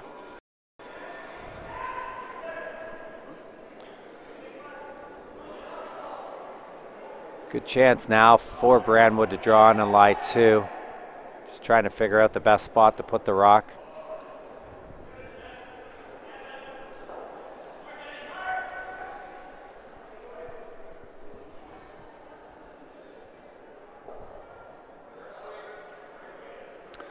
Around the scoreboard, Ballston was able to tie up his game with Thomas. So they're playing the sixth end in a 3-3 tie. Durrell stole one to extend their lead to 6-3 over Dow. Durrell is still alive. They need a win out of Greg Ballston today. I understand you were brought some dinner up here last night, Pete. Yeah, we were brought some ham hock by the ice crew. Not sure where it ended up. I told Danielle she was more than welcome to eat it. Like to tell the boys that I appreciated it, but I really didn't. Looked like you need a chainsaw to get in that thing. Is that right? I was down in the ice makers man cave, I'd like to call it. Man cave. It is a man cave. That's quite something, but they got the crock pot in there, and they do a lot of cooking. Oh, the boys, they're the best. Yeah. They're prepared for any occasion. Shout out to the Heidelberg Inn. I spent quite a bit of time there in my youth when I went to Laurier. It's a great spot if you have a chance to drop in and get a meal.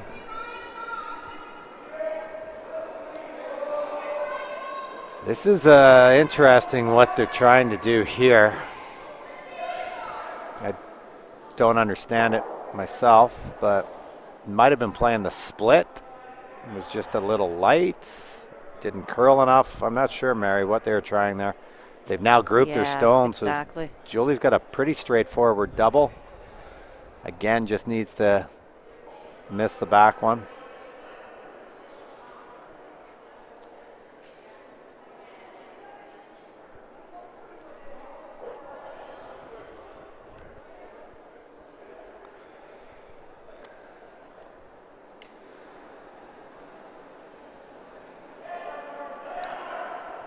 Dylan's been here the whole week with the baby, so that's nice for Julie. I mean, you win a game, you're happy. You lose a game, You get to walk off the ice and see your kid. That's got to brighten your day a little bit. Well, yeah, we've actually, Lori and I have talked about that on our podcast, how great a lot of these husbands and new dads are to come along to the curling clubs, and you see them walking the babies and feeding the babies, and I just think it's amazing. Yeah.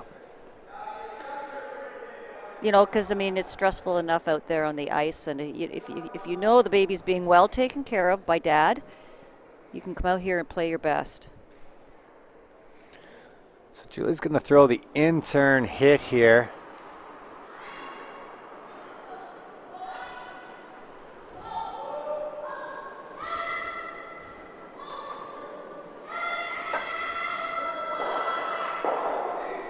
Great shot. Makes the double. Brandwood's going to be forced to draw for one. Again, Pete, that was because Brandwood grouped her rocks together. Yeah, I mean, I don't understand what she was attempting. We don't have the players mic'd on this sheet because we switched over, so we don't get any insight into what their thoughts are.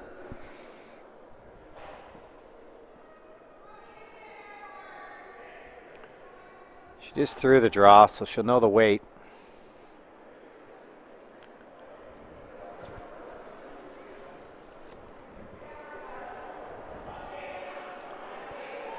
You didn't lie. The coffee's not bad at the arena here. Yeah, it's not bad.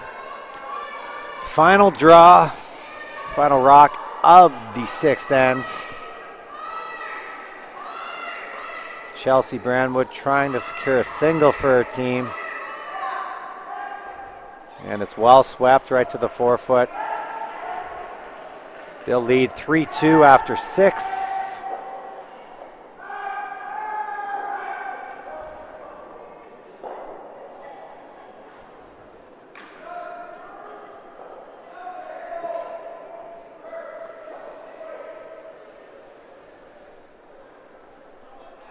So big game tonight, Pete. I'm just looking at the men's side. We've talked a lot about the women's scenarios, but Scott McDonald remains at the top of the standings undefeated. Yeah. But his final game tonight is against John Epping, so that's a big one.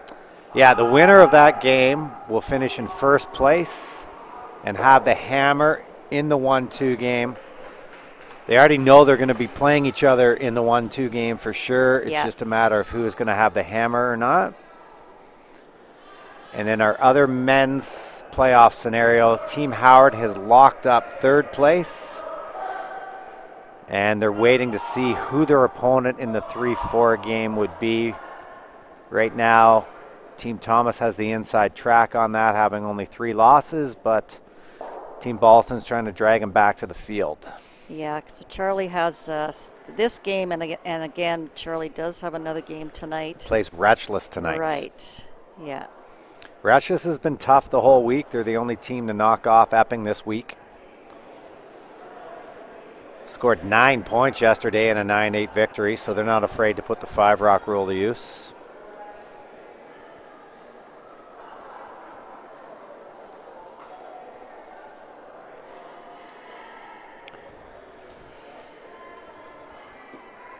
I believe they will, once they hit the playoff round, Pete, they will be probably playing the 1-2 game before the 3-4 game. Just having a look at the schedule. Because the men are in the Page system. I think they play them at the same time. Oh, at the same time, okay, yeah. So our schedule for tomorrow at 9:30, if there's any men's tiebreakers, they would be played at the same time as the women's semifinal. Our 2 o'clock game will be the men's 1-2 game and the 3-4 game. And then tomorrow night at 7 p.m. is our women's final. 2 games on Sunday, 9:30 a.m. men's semifinal, 2:30 p.m. we will have our men's championship game. On our sheet here, Mary, Brandwood threw a tight center. And Tippin's trailing. They need to score, but they called the draw around instead of opting to throw the corner. I know this team does employ the analytics a lot. Tippin? Yeah. Okay. So maybe they were looking to draw in, bring the play into the rings, and get a blank here and try to do the even end hammer thing. But I know they've worked with Jerry Gertz on the analytics for sure.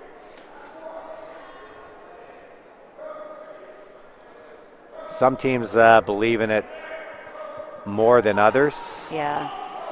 Team Hasselborg is a big fan of it, I know.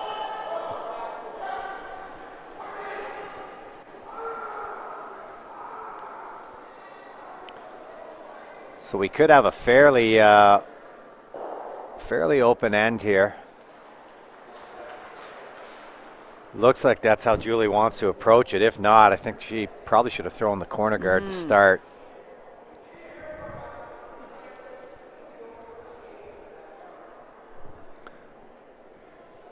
Both of them being on the rings. Like to see her. She's going to hit one of the two stones. Maybe just take a run at the double here, clean things up and move on. She's going to try to hit and roll on though. Second stone for Team Tippin. Rachel Strybosch.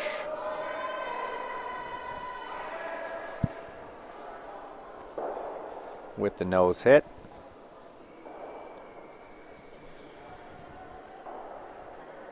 Brandwood's looking at drawing. Very aggressive player. You mentioned it earlier in talking about Justin Murphy. Yeah. Looks like Chelsea's the same. Doesn't play with a whole lot of fear, not afraid to mix it up. We covered her earlier in the week. It was her first or second game. She was more defensive in that game, but I think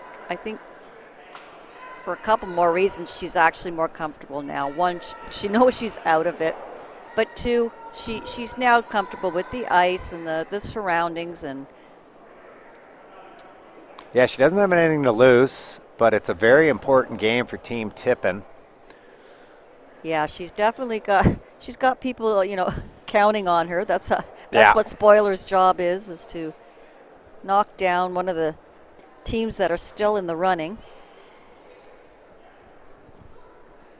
And you always want to go home with the best record possible. You do. I mean, sometimes it's hard to play when you're out of it, but when you look back, you will want to have given your best. Yeah.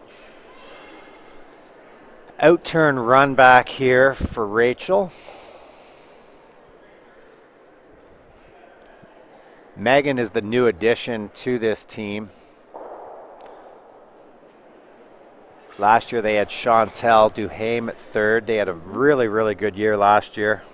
Chantel also just had a baby. She did. Her husband Connor is playing in the event with Pat Ferris. Yeah, I think I saw Chantel here yesterday. A lot of curling couples out there. There certainly is. Well, is that how you met your man? I did. Met him curling. Yeah. I haven't seen Jim in a long time. How's he doing? He's doing well. He's doing well. He overachieved. I mean, that's obvious. And if you're listening, Jim, I know you'll agree. Your partner in crime, Laurietti, has just wandered in. There you go. She's here for the night, Pete, so this could be scary. Look out. Nice little guard there, tight to the rings. Julie's going to try to play the run through.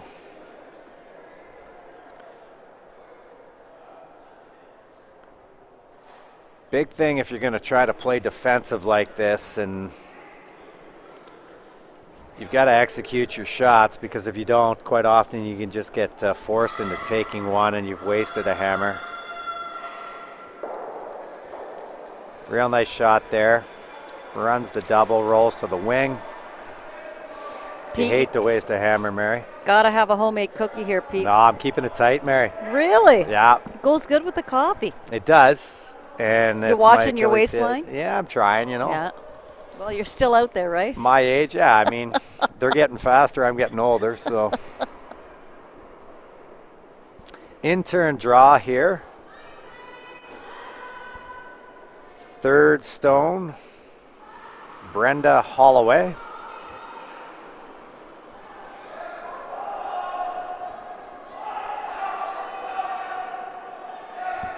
Looks like this sheet's moving just as much as sheet C. I think for the most part, we've had very consistent ice across all 5 sheets. Sheet E's getting the least amount of play. The odd draw, we only have 4 games out there, and sheet E is getting some rest. Not unlike Danielle this morning. She's going to hate I said that because I know she's working right now. She's working, yeah. They just left a little piece of that rock open. Tipping third, Megan Ballston will try to chip it out and roll towards her corner.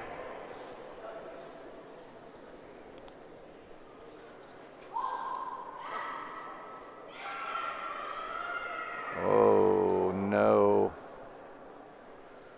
I think I heard a whoa there. I'm not sure if they whoa'd to try to hit more of the guard and save the shooter, or if it was just not the best line call. We're not directly behind the sheet, and again, we don't have the players mic'd up.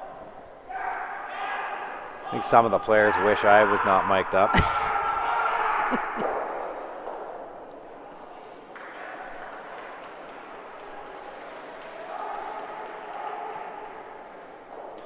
Over on sheet A, Colin Dow just made a great triple takeout. Unfortunately, due to the gear effect, his shooter spun out of the rings. So instead of picking up 2, he scored 1, and they now trail Team Durrell 6-4 after 6. A tight battle on sheet B, our other remaining game. Charlie Thomas leads Greg Ballston 4-3. They're playing the 7th, and Ballston has the hammer.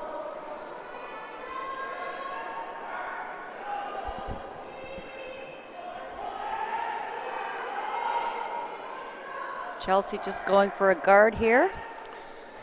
Yeah, our other option is to split the rings and just try to force. I don't know that much about the analytics because I don't play anymore, but I do know that if you're tied up playing the 8th hand with the hammer, you're in a pretty good spot. Yes. The theory is you have 2 hammers, the other team only gets 1. So she's left the possibility of a blank end still here for Team Tip, and she might have been better to split the rings there, trade hits, and force. Because if Julie can make a play on this back one and stay in the rings, the blank is back in play. Jerry Gertz, if you're listening and you want to shoot us some stats on the analytics, it would be much appreciated. Thanks for calling me back. Never did. You know, it's like getting a fake number when you're out there. Never happened, but of course, you know, I've heard about it. Julie Tippin throwing her first rock in the 7th end. Real important if she can get this rock out of the rings, keep her shooter around. Should be able to blank this end. Ooh. Just squeaked the guard. Great shot by Julie. Really nice touch there, Mary. Yeah, really nice touch, for sure. The yellow one, we're at a bad angle here, Pete, but... It can't be on, my thinking is, or Chelsea's way more aggressive than anybody I've ever seen, because you would have played the open hit. Yeah. She's going to try to roll back underneath.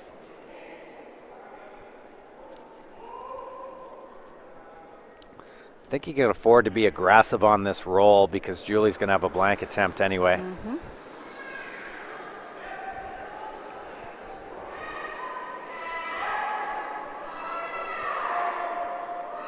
This one's really moving. I think she's going to give Julie a pretty easy blank here. Thus there's a possibility of splitting these 2 on for 2, Pete.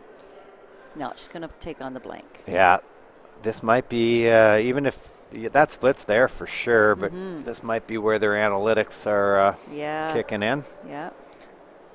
So I think that's exactly what Team Tippin wanted.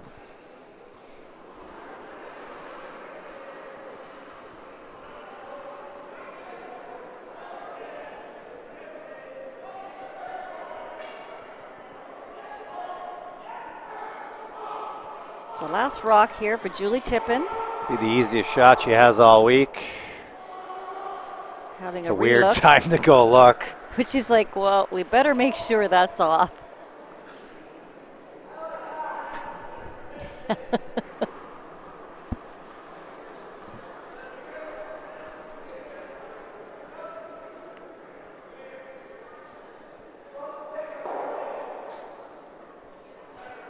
So they take a quick look at it, but kick it off. It's a blank end for Team Tippin. They're going to trail Brandwood, playing the 8th, 3-2.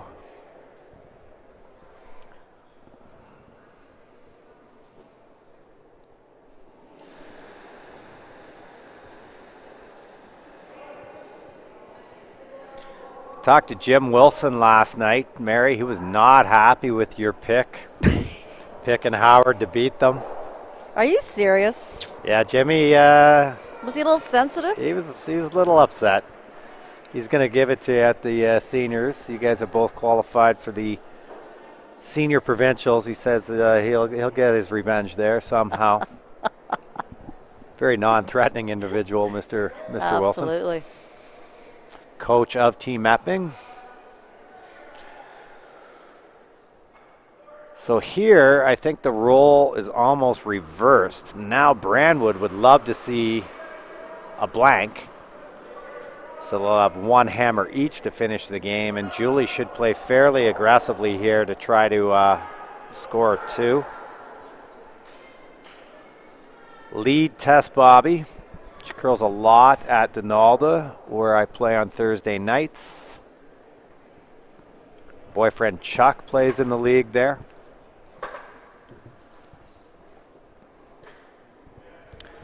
Bit of a mistake here, though, if that slides in, which it does.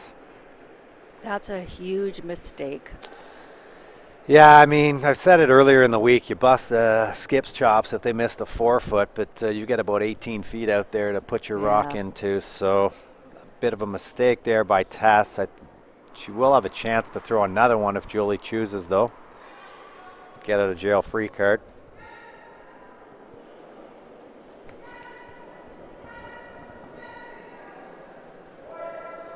Getting any Twitter questions this morning, Pete? You know what? Like my phone, I get no Wi-Fi in here. Maybe that's by design because they don't want these tweets going through. I'm not sure.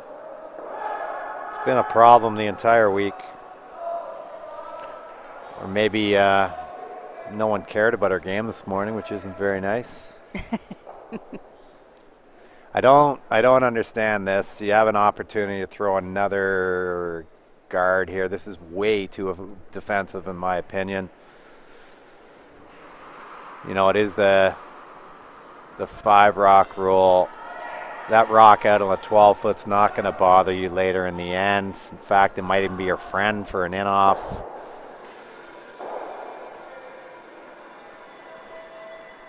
I think this is exactly what Brandwood wants, and now she might throw a guard. I should just let you handle the strategy on these games. Well, it's like they start out with a plan. Do they? Well, for instance, you spoke about Tippin and what she wanted to do here, score in the 8th end. But they seem to change their plan as soon as there's a couple rocks that aren't happening the way they wanted it to happen. One miss and they bail. That's a great way to put it. Yeah. Even like, so Brandwood's going to throw a guard now. But in guarding, she's going to leave the yellow rock open so Tippin can make a play. If you wanted a guard to start this end, why not throw it when you started the end? But instead they threw it on. By throwing it on, I think you're announcing you'd love a blank. Right, yeah. And, you know, Julie tried with the corner. They missed the corner, but you could throw another one, and now they've reversed their strategy. Guard ended up way too high. I think Tippin could play this shot with the in-turn or the out-turn. They could play the tap back, or they could just directly attack the blue stone that's on the 4-foot.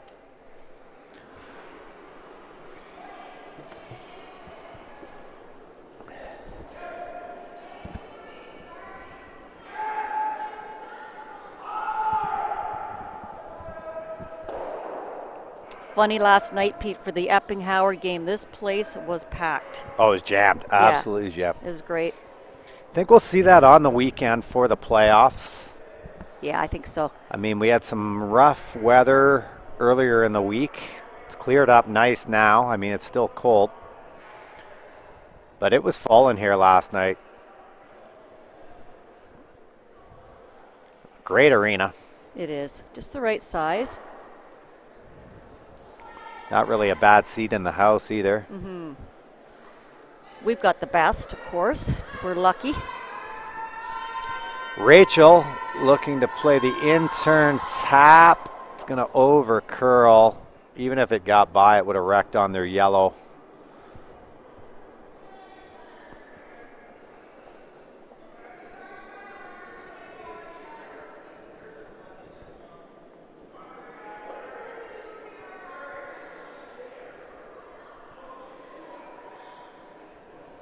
You know, Pete, even if Tippin is forced to a point here, that's not a bad situation for them.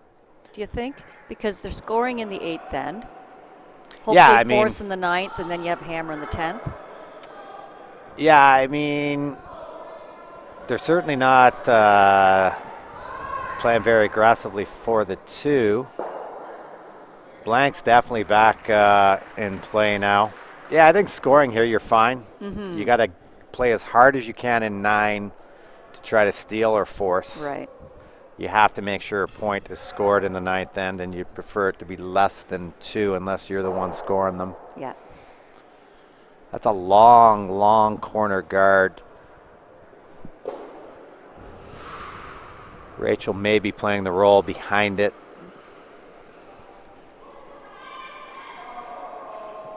See Brian Bobby in the stands. I believe it's Tess's uncle. Played Brian back in 1994, 93 to qualify for my first provincial. He was playing with John Bass. Okay. See, I didn't know that those two were related. They are, yeah. Yeah.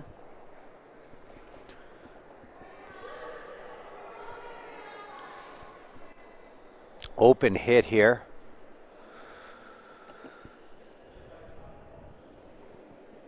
For Brenda Holloway. Shaping up like a blank. We've seen before, Mary, funny things can happen at the end of these ends.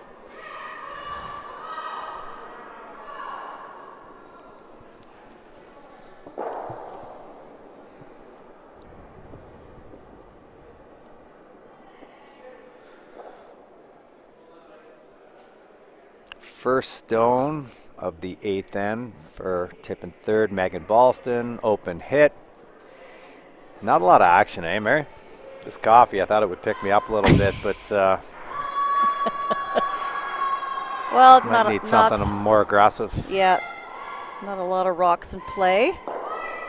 She gets a little roll there. Huge steal over on sheet B for Team Thomas. They take a 5-3 lead playing the 8th end over Ballston. All of the men's teams with 4 losses are cheering hard for Greg. He needs to win that game to extend their playoff hopes.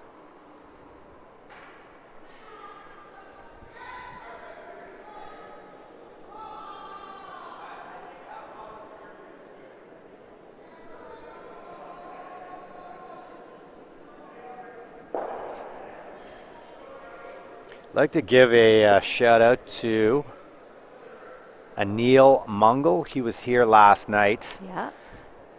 He is an excellent photographer. He does work with Curling Canada, the Grand Slam of Curling. He was here last night taking some shots. He's back at the hotel watching the game. I'd like to give a shout out to Anil. He's a beauty. TBG.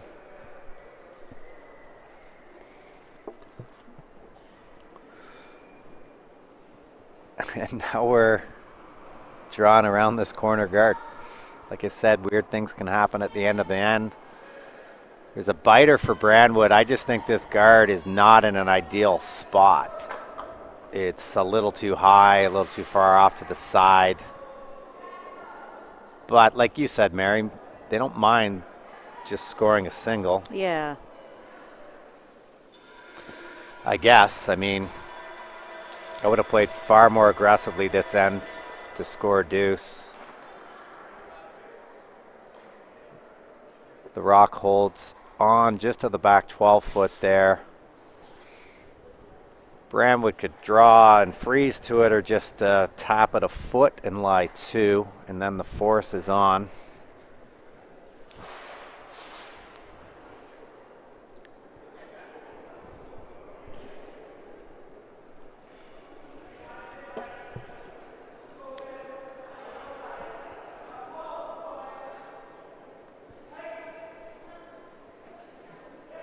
First rock for Chelsea.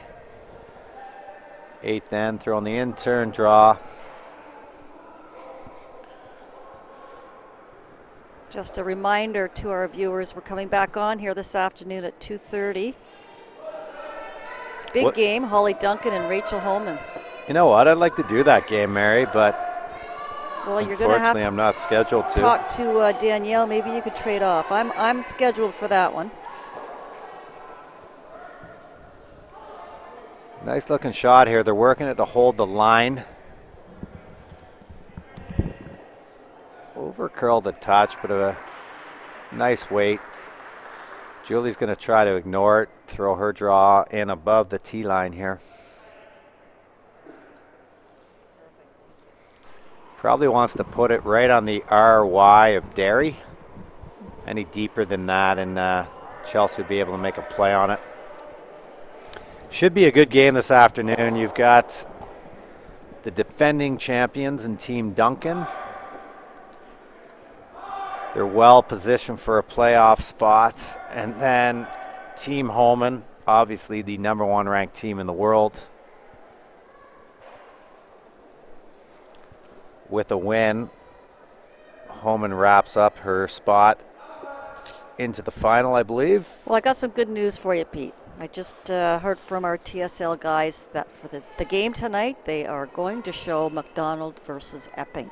They're not going to show a replay of Auld Harrison? That's weird. That's excellent news. That game is for first place. So viewers, breaking news from Mary. Tonight's game will be a battle of the top 2 teams in the men's round robin, fighting it out for first place and hammer in the playoffs. That's good. I am doing that game tonight. That's going to be fun. Yeah, you're doing that game. Yeah, so we normally just stream on Sheet C here, but because that's such a big game, we're going to excellent choice by the crew there. Yeah, thank you to TSL. So two big matchups coming up this afternoon and tonight. And a nice draw by Julie. It probably slipped 2-3 feet further than they wanted. Line was perfect.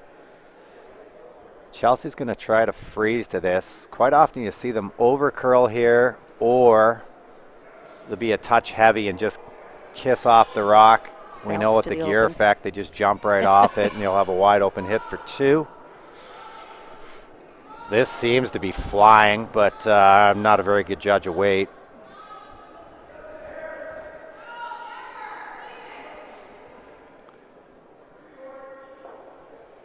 And the gear effect kicked in there. That ended up in such a bad spot. There's a double for 3. And there's no risk in playing this, because even if you miss the double a hair low, you come into your own, you still score your 2. A real opportunity for Team Tippin. See, they knew what they were doing the whole time. There you go, Pete. Who needs to throw? Yeah. Who needs to throw a second guard when you know this is going to happen? Huge shot here for Julie. Open up a 2-point lead.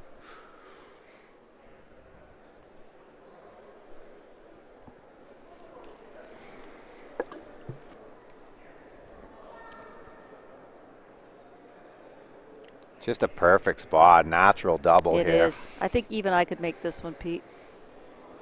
I might hold the broom for you later. We'll find out. On this early. Going with the one sweeper, trying to hold it out.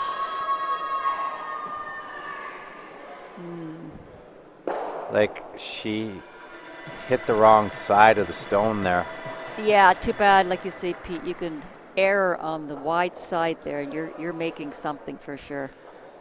Yeah, anything wide. I mean, you're guaranteed your 2. Yeah. Unfortunate miss, but, I mean, looked like they were going to get forced.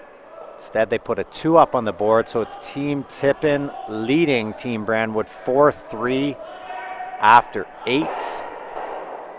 Key game here, Tippin trying to stay in the playoff mix.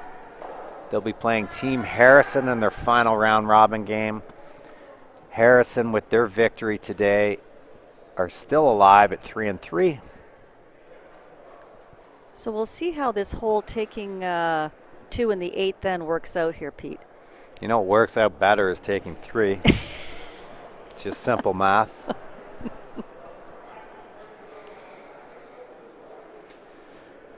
Now again, not being an expert of the analytics, but you have to throw probably double center guards here. Mm-hmm. I think this is where you would employ the strategy of Kathy Auld. Remember last game she said they wanted to steal within reason. Right. I think they threw reason out the window because they dropped a 5 ball, but you know, Kathy had to play that way. The scoreboard dictated that. Here you want to play as aggressive as possible within reason because you're really trying to force Brandwood to a single. That way you can have the hammer in a tie game coming home.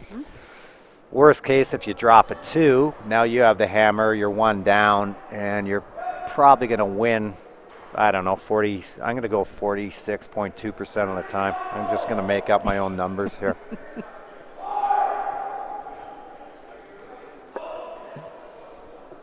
Actually, you know who would have these numbers, and she might even be sending them in because she's been our sort of stats analyst for the week, is Janet Murphy, but she'd be sending them to me via Twitter, which I can't get on right now, so. She can send them to me. She already texted me once this morning.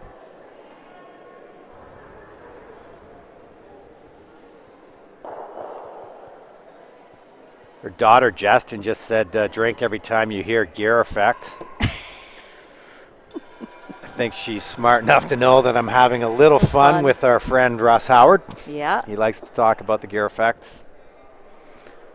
Kevin Martin does not believe in the gear effect, so those two can battle that out if they want.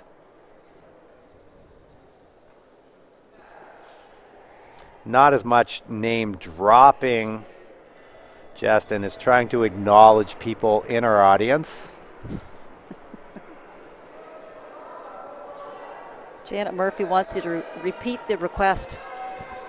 What are the stats coming home if you're 1 down with coming home? How many times would tip and win 1 down coming home with?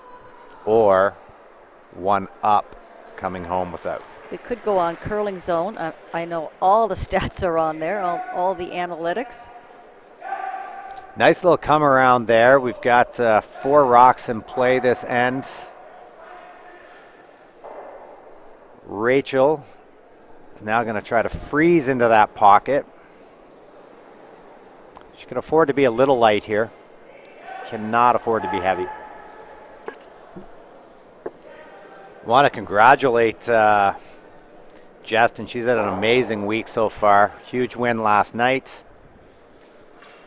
1 more win and they're in the playoffs. And this is sliding way too far.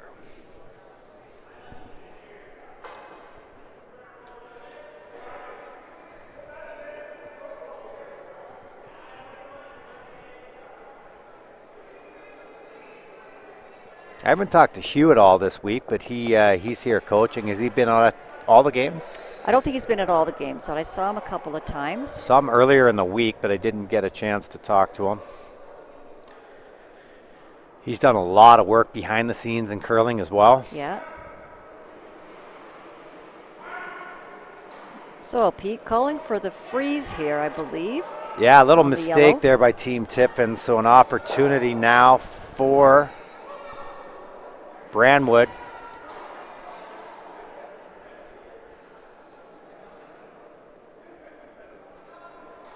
This one's hanging out on them a bit, but there's some late finish. Really nice weight there. That's a good shot. A really Very nice good shot. Now Tippin's in a little bit of trouble. That's for sure. What do you do with those rocks? I think you just have to follow them down and maybe just reposition the stones a little bit. Try to create some angles for yourself.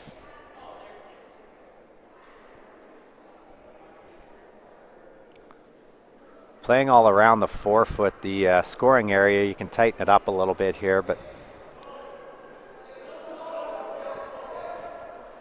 I think you probably have to draw. Tippin down one with. Tippin is 12 and 5, and up one without 8 and 2. Wow, so basically you just don't want to play the 10th end against those guys. You have no chance. Yeah. That's crazy. 20 That and is. 7 as long as they're within a point coming home. Yeah. So most of their losses, they must get steamrolled, right? Yeah. That's what that would tell you. They're going to play the in-turn draw here. Thank you for that information. Was that Janet? That was Janet. She's the an best. amazing statistician. She's got a future in that when she steps away from the game. Yeah. No need for her to do that right now as they're right in the thick of it to win the ladies' title. The winner this week heads off to, is it Sydney, Nova Scotia? Yeah.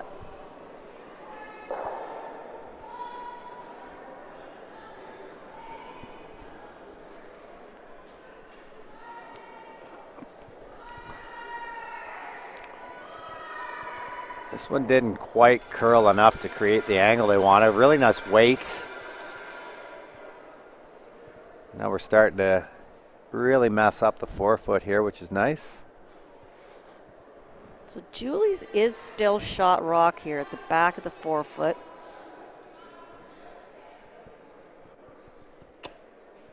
So Brandwood might want to rearrange a few things here. Yeah, she's looking to play the other turn now. Out turn tap. She could tap theirs up 4-shot rock.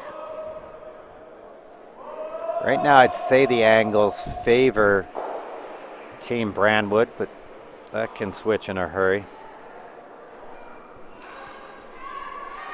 This is the final stone for Riley in the 9th end.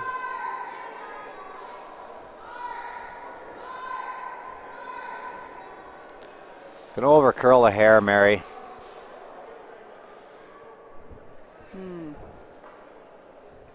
Now all of a sudden the angles aren't as good. Yeah. We don't have a great line on it, but that blue tap now probably misses the back yellow.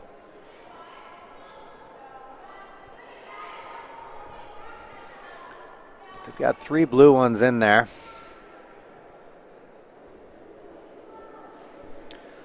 Looks like we're going to see a hit.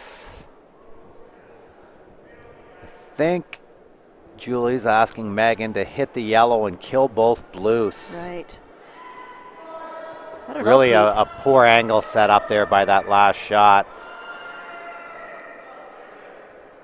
But it's on the guard. That's a real big mess. They had a chance there to kill both of those blues. I mean, that angle's still there, but you would think Team Brandwood would move those rocks around a little bit and destroy that angle now. I think right now Julie's rock is pretty protected, isn't it, Pete? It is, but I mean, you could play the out turn or the in turn and just unlock those 2 that are in the top 4, and then you can attack it from either side, putting Tippin in a real mess. I wish we could listen into the conversation right now. They've called the timeout, but we do not have the ability to listen to the players. So instead, I'm going to read a tweet from Jen Minchin, who said her dad just said that I think XL Purple Sweater is the Don Cherry of curling. I've been called that before. Really? I think I'm going to take it as a compliment. I'm not sure. Depends if you like Don Cherry or not, I guess, yeah. right? He has some haters, but he also has a lot of likers. I think I resemble that remark. I'm a Don Cherry fan, I have to say. Just trying to have a little bit of fun up here in the booth, you know.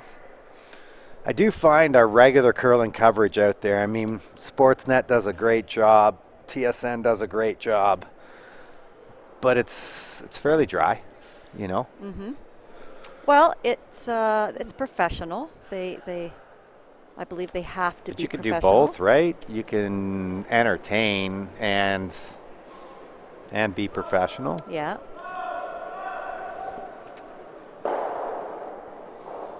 It's mostly a 2.5-hour strategy session where you don't learn a lot about the players and things like that. Yeah. And I think the fans at home would relate better to these players, because at the end of the day, these athletes are not like NHL players, NBA players, anything like that. They're not making millions of dollars. A lot of them have jobs and families, and you know. They're real people. They're going to play the in-turn tap here, try to free up those 2 stones in the top 4.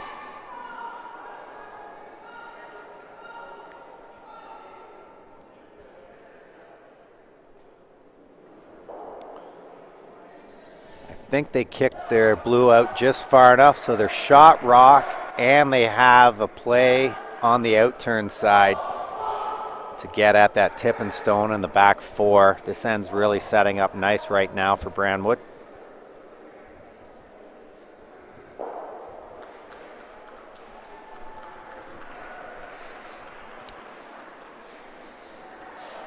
Julie calls her team down. They got to figure out a way to get out of this mild bit of trouble. Might be a triple there.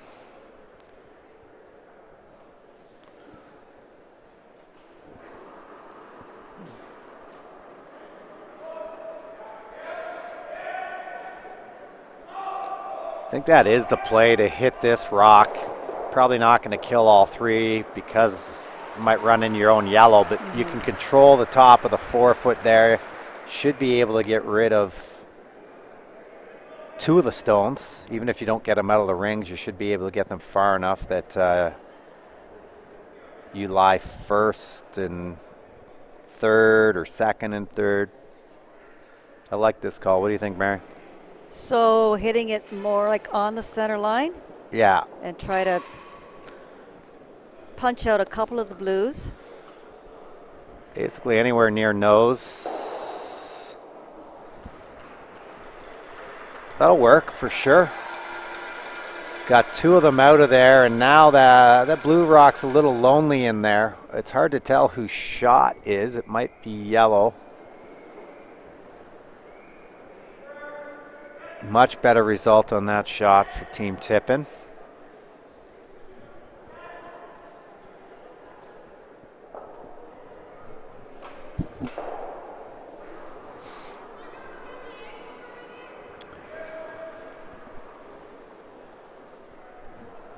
There's not a lot of space here. I was thinking they might want to play a double back. That's not a bad call, Pete. That would put the pressure on Tippin.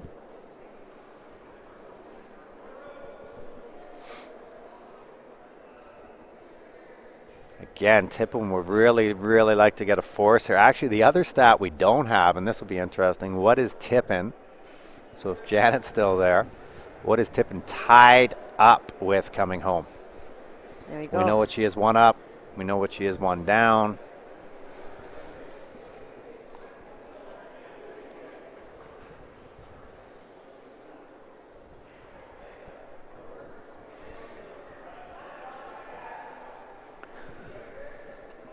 They did just motion potentially to play that, the 2 rocks that are frozen. Blue drive the yellow back, kill shot rock, keep the shooter. I think they might even be able to roll over the center line and do that, because it shouldn't drag too much. You don't care really at this stage whether you're shot rock or not. It's far more important to position your stones with some favorable angles to apply some pressure to tipping. Looks like they're going to play the in-turn hit here.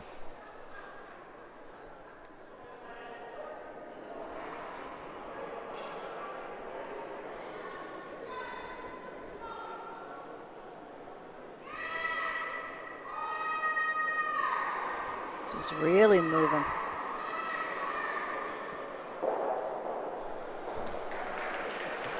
That worked out very well. They now lie shot rock. I believe tipping second and third. But a lot of blue ones hanging around.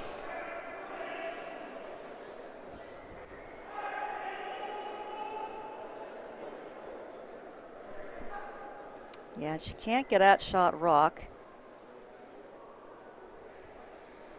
No, that'd be an extremely thin double.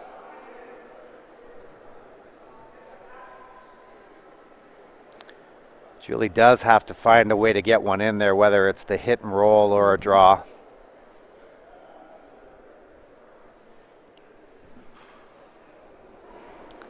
With where they're putting the broom here, could be an in-turn shot, could be an out-turn shot. Again, the players are not mic'd.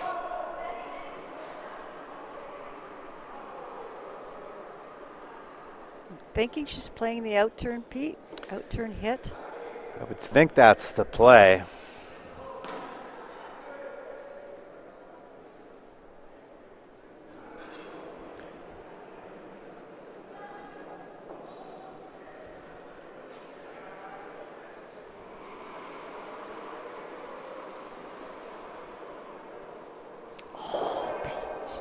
Goes through the hole.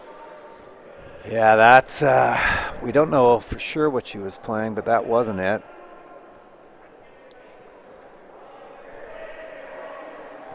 Brandwood actually might want to play that exact same shot herself. Yeah. She could also play the top ones. If she was to play the top ones here, she would still lie shot rock and then probably third, fourth, and fifth. I think I'd go through the hole, though, and try to roll. Yeah. And then I don't know what Julie's out is. I mean, she'd probably have to try to draw through that tight little hole into the 4-foot against 2.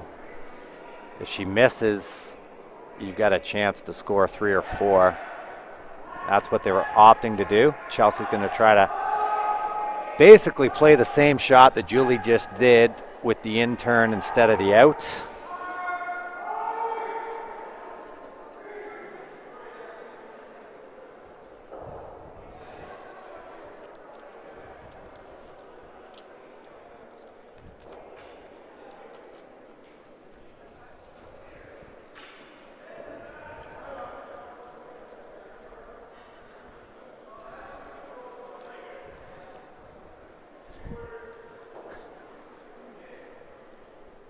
First shot here for Chelsea Brandwood.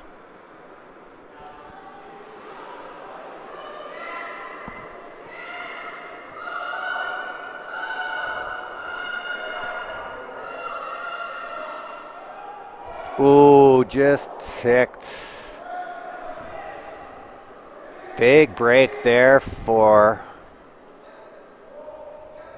Tippin. But they're not out of the woods just yet.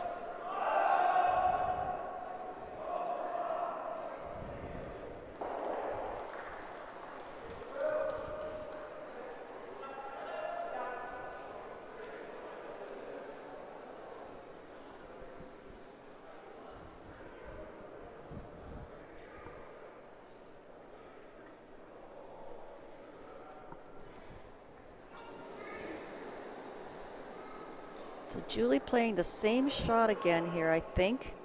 Playing the outturned possible double.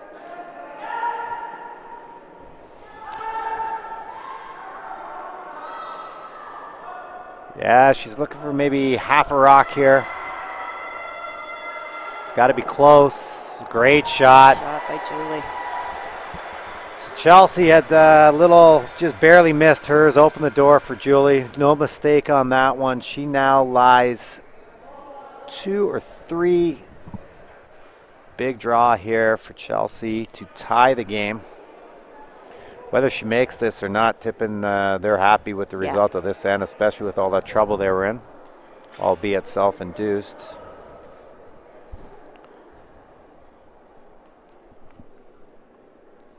So final rock of the 9th end. Chelsea needs a piece of the button here.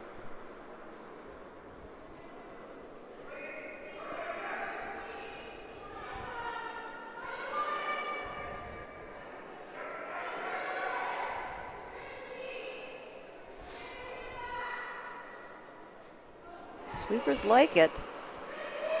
A great line now. It's going to over curl. Yeah, just over curled.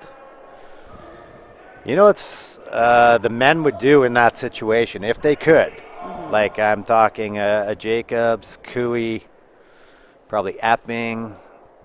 They would purposely throw that rock right where she did and give up a single. They would rather be 2 down coming home with the hammer and the 5 rock than tied up without. Yeah, I believe it.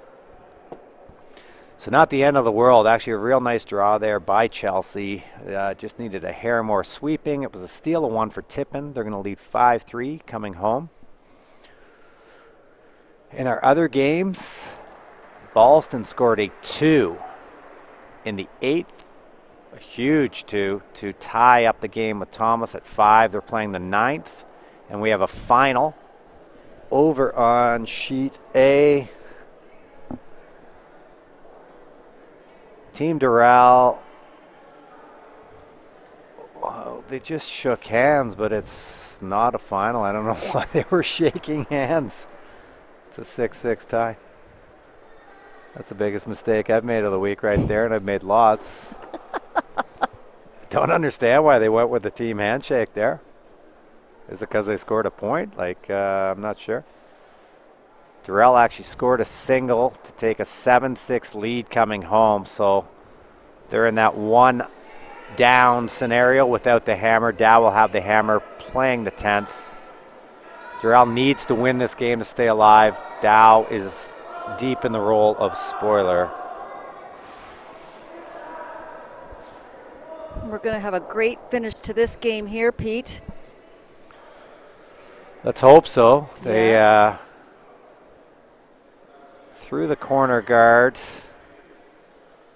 Tippin's going to ask Tess to just throw another one short here. Guard a rock that's on the 4-foot. Some teams would come in here. I think I would come in here because I'm expecting them to throw a second guard, and then with my next one, I'd cap it.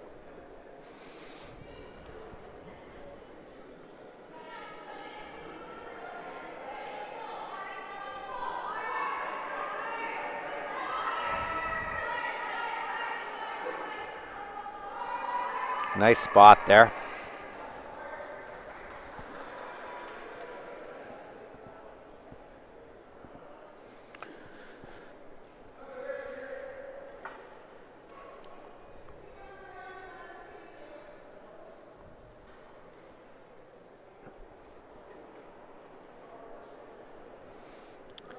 Toba Prairie says the men want to play 2 down.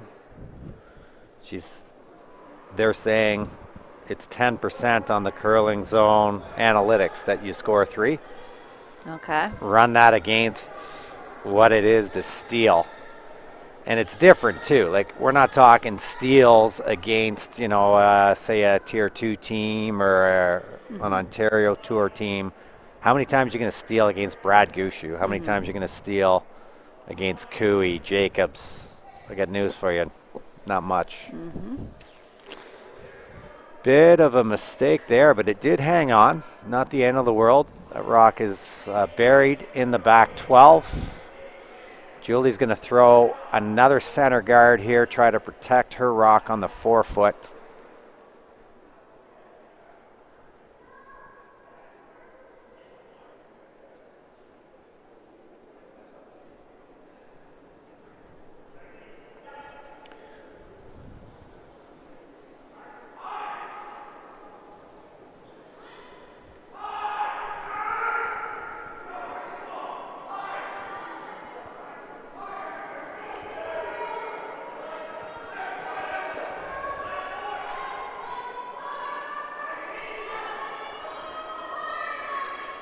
Ladies scrub this one the whole way down. Ends up in a very good spot.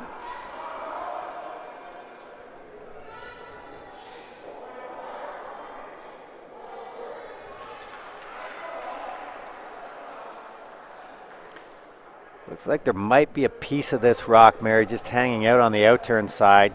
Chelsea's going to try to make a play on it. Key here is to have soft enough weight. You have to keep your shooter in play. You don't really need to remove this stone. You wouldn't mind just clipping it into the back behind the tee line.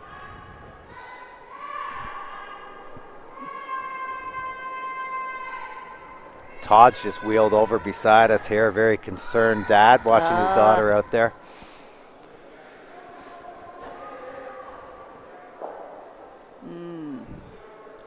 Obviously a hair tight, maybe even a little light there. Julie tried to sweep it as hard as she could so there's no double.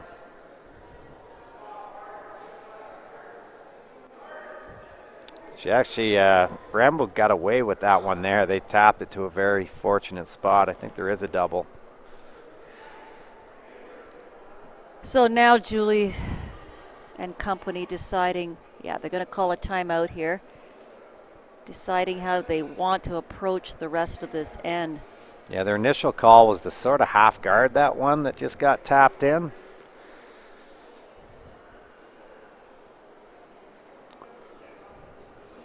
Megan's looking at a double. I don't love that. I think at this stage of the game, you're kind of into it, Pete? Yeah, I mean, you're in a good position right now to potentially steal. The odds of making that double peel are real slim. Yeah. And it's still going to leave the double for the other team. And if they make it now they're sitting two. It's underneath another rock. Yeah. Just consulting with their coach, Barry Westman.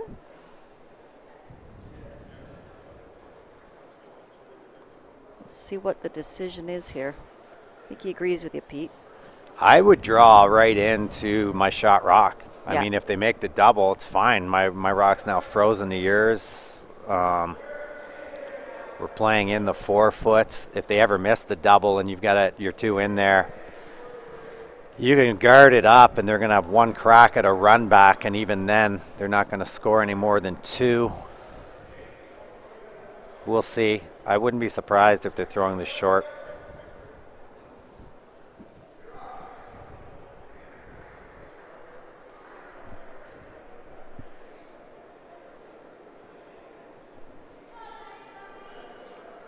She's indicating she wants top 12. Yeah, I like this call. Yeah.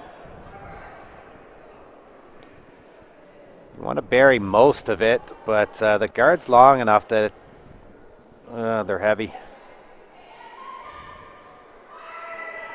Going for plan B. Really nice audible there. Huge target now for the double, though. Yeah. Makes it a lot easier. Again, the shot needs to be made, though.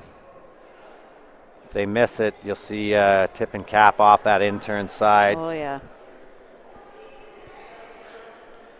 Yeah, needs to make this and sit right there in front of the yellow rock. You got I need another coffee. You got there. That's my bad. I should have brought you that coffee. Yeah. So Riley with the biggest shot of the game. 4-team Brandwood looking to play the thin double. I hate to say it, but there might be a hole there. That would be just gross.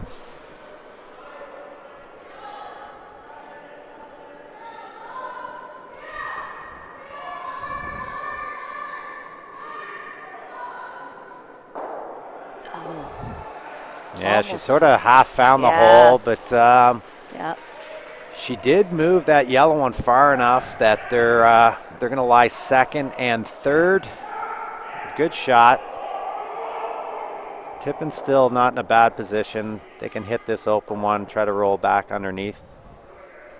But it really opened up the 4 foot there for Brandwood. Had to curl just a hair more or a hair less.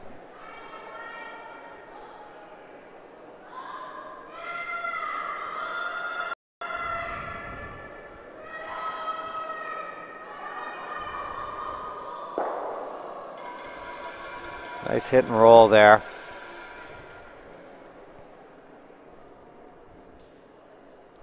What do you do if you're Chelsea now, Mary? Well, how much of the yellow one can she see, do you think? The top yellow? The top yellow might be completely lost. Oh, yeah. Sorry, I didn't see the top be. guard up there. Yeah. Yeah. Yeah, on our telestrator, it wasn't showing it, but yeah. Yeah. Just going to play the run back here.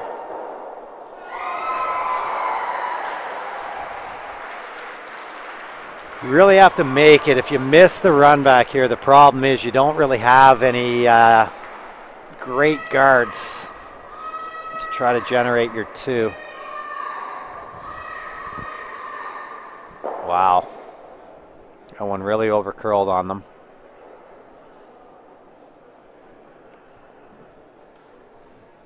I always found you're in a pretty good position when the other team's trying to score 2, but they're the one throwing peels and you're the one throwing draws. Yeah.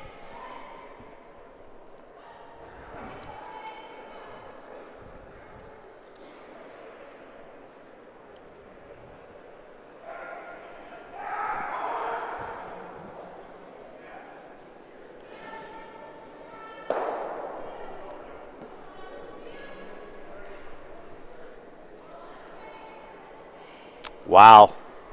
This time it is a final. No mistake here. Yeah. Team Thomas cracks a 5-ender in 9 to defeat Ballston 10-5. Congratulations to Team Thomas. They've wrapped up 4th place. They will play Glen Howard tomorrow in the 3-4 game. Good week for Greg. Just came up a little short. That rock slid way too far, I think, Mary. I think they wanted that out front. Problem with it being in the rings now is when Team Brandwood hits this, they're now going to have another rock that Tippin has to deal with, and now they may have to play a little bit of defense instead of they were playing some pretty nice offense for a while there.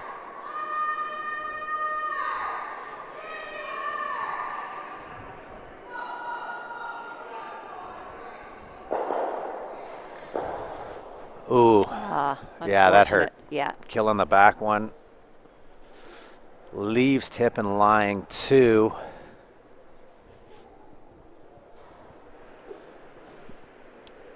Couple of choices here for Julie. She could play the in-turn draw. She could play the out-turn guard. She could play the out-turn tap.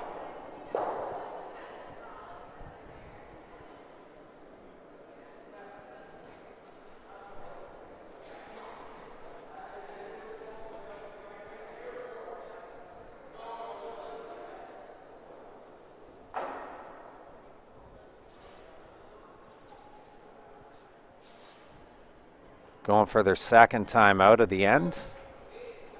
Barry's earning his paycheck. Well, Megan was indicating hitting that blue one, but I don't really see the point of that, Pete. Oh, I think I agree 100%. I think she was saying if they put the rock in that spot, the other team would have the hit. Like they'd be able to tap up their own. Okay. I don't see any scenario where you'd hit that, eh, Mary? No. I mean, if it was... Actually, that's not true. If it was open enough that you could kill it for sure, you're basically guaranteeing that you're going to an extra with the hammer. Yeah. There wouldn't be a great spot for Murphy to put their stone because you'd have that short little run back yourself. If they got enough of it, they could hit it. I just don't know if they do. We can't tell for those at home. Yeah, I think you know, if you hit it, Brandwood still has 2 rocks to come. She could definitely still score 2 points, or maybe you just go for the throat here and you try to steal the game.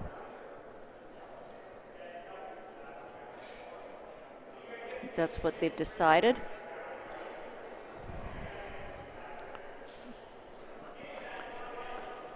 You gotta watch they don't set up a...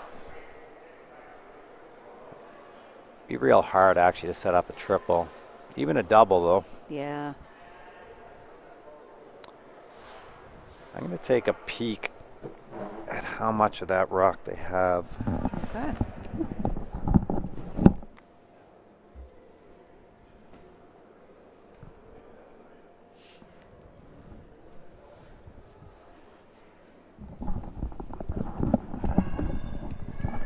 So there's probably half of that blue rock showing. They're going to play the in-turn draw, signaling in right into the 4-foot.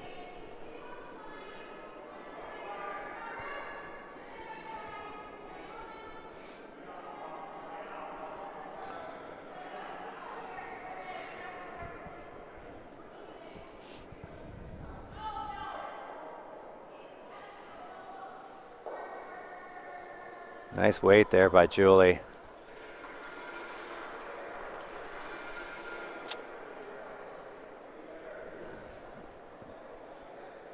Chelsea might be able to kill 2 of these.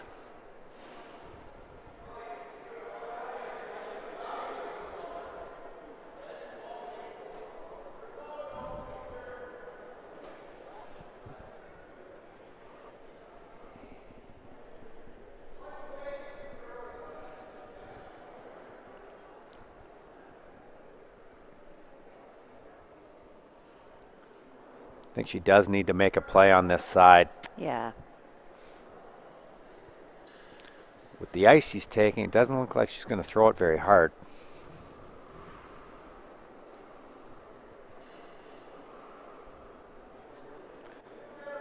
For those just joining in, Team Tippin needs to win this game to extend their playoff hopes. They still have one more game in the round robin versus Team Harrison, who sits at 3-3.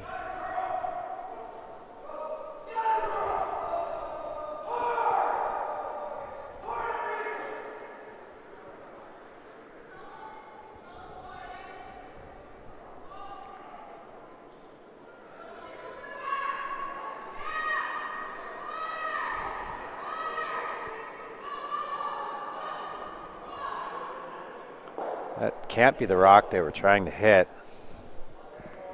I'm not sure, Pete. Like you said, with the ice she was taking on that shot. Yeah, I think she was actually trying to play the top one and flashed because she couldn't really achieve anything in hitting that stone. Mm-hmm. So now a real nice situation here for Tippin. The only shot really that Chelsea has for 2 is the double. So Julie's gonna throw the guard, try to block the double. It is interesting. I mean, she can see half. She could just peel out the blue and the game would be over. True, Pete. Yeah, it's a long guard.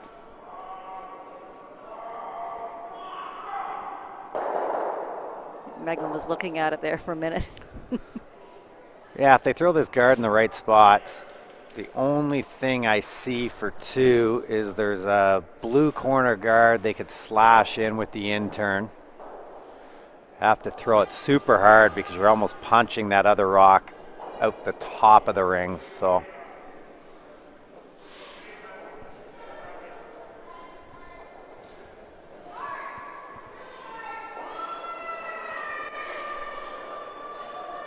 trying to drag this for line and weight. I don't know if they did it.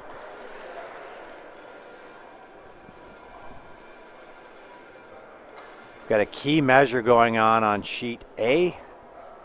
7-6 score for Durrell.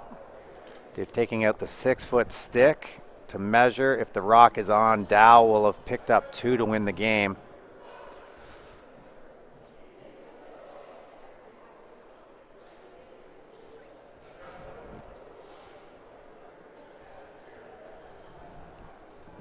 The rock was not on. Looks like they're going to play an extra end over there. Over here, they're looking at this in-turn run back. Mary's gone over to scout out to see if there's a hole.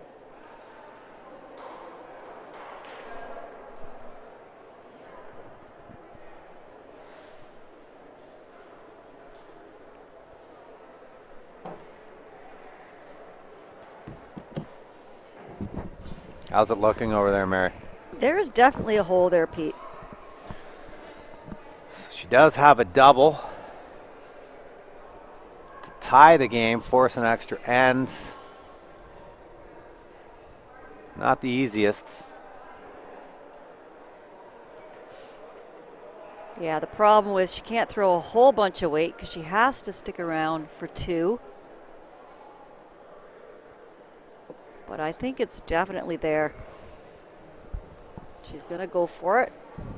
Yeah, I don't see anything else she has. No.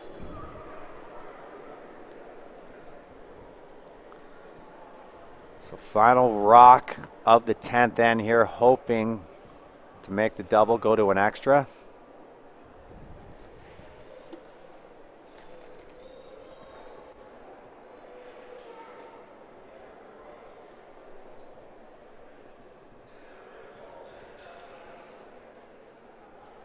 Taking her time lining this one up.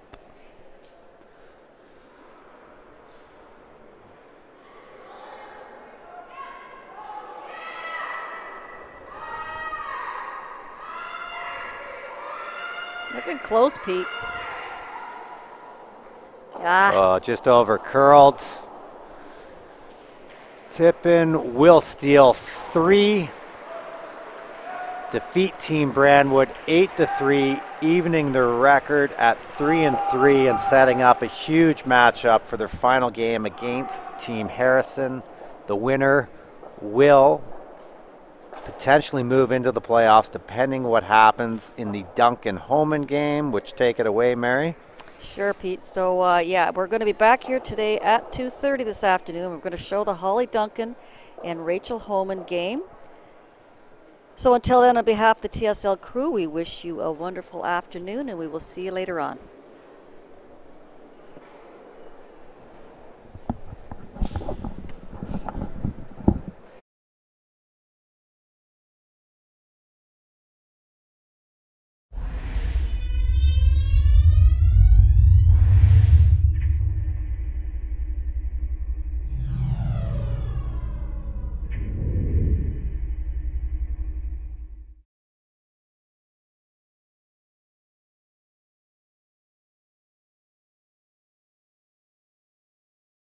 Why is curling such a passion for Canadian farmers?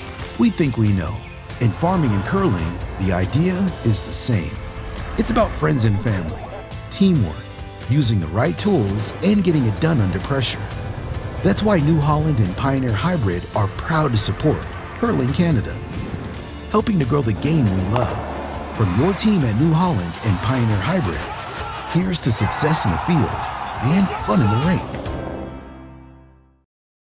Every day you go new places. A small change in how you do things, or moving your things to a whole new town, or many things to many towns all at once. No matter how small the move, it can be a big leap from where you are now. You've got it in you to go new places. So do we. We go there every day. We're here to help you move to places on the map, in the mind, in the heart, or all three. Go new places with AMJ Campbell.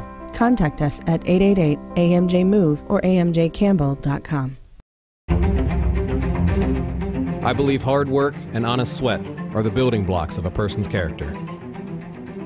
I believe farming nurtures the close family ties that make life rich in ways money can't buy.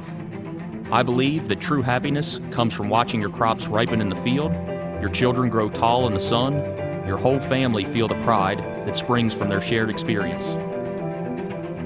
I believe in farming because it makes all this possible.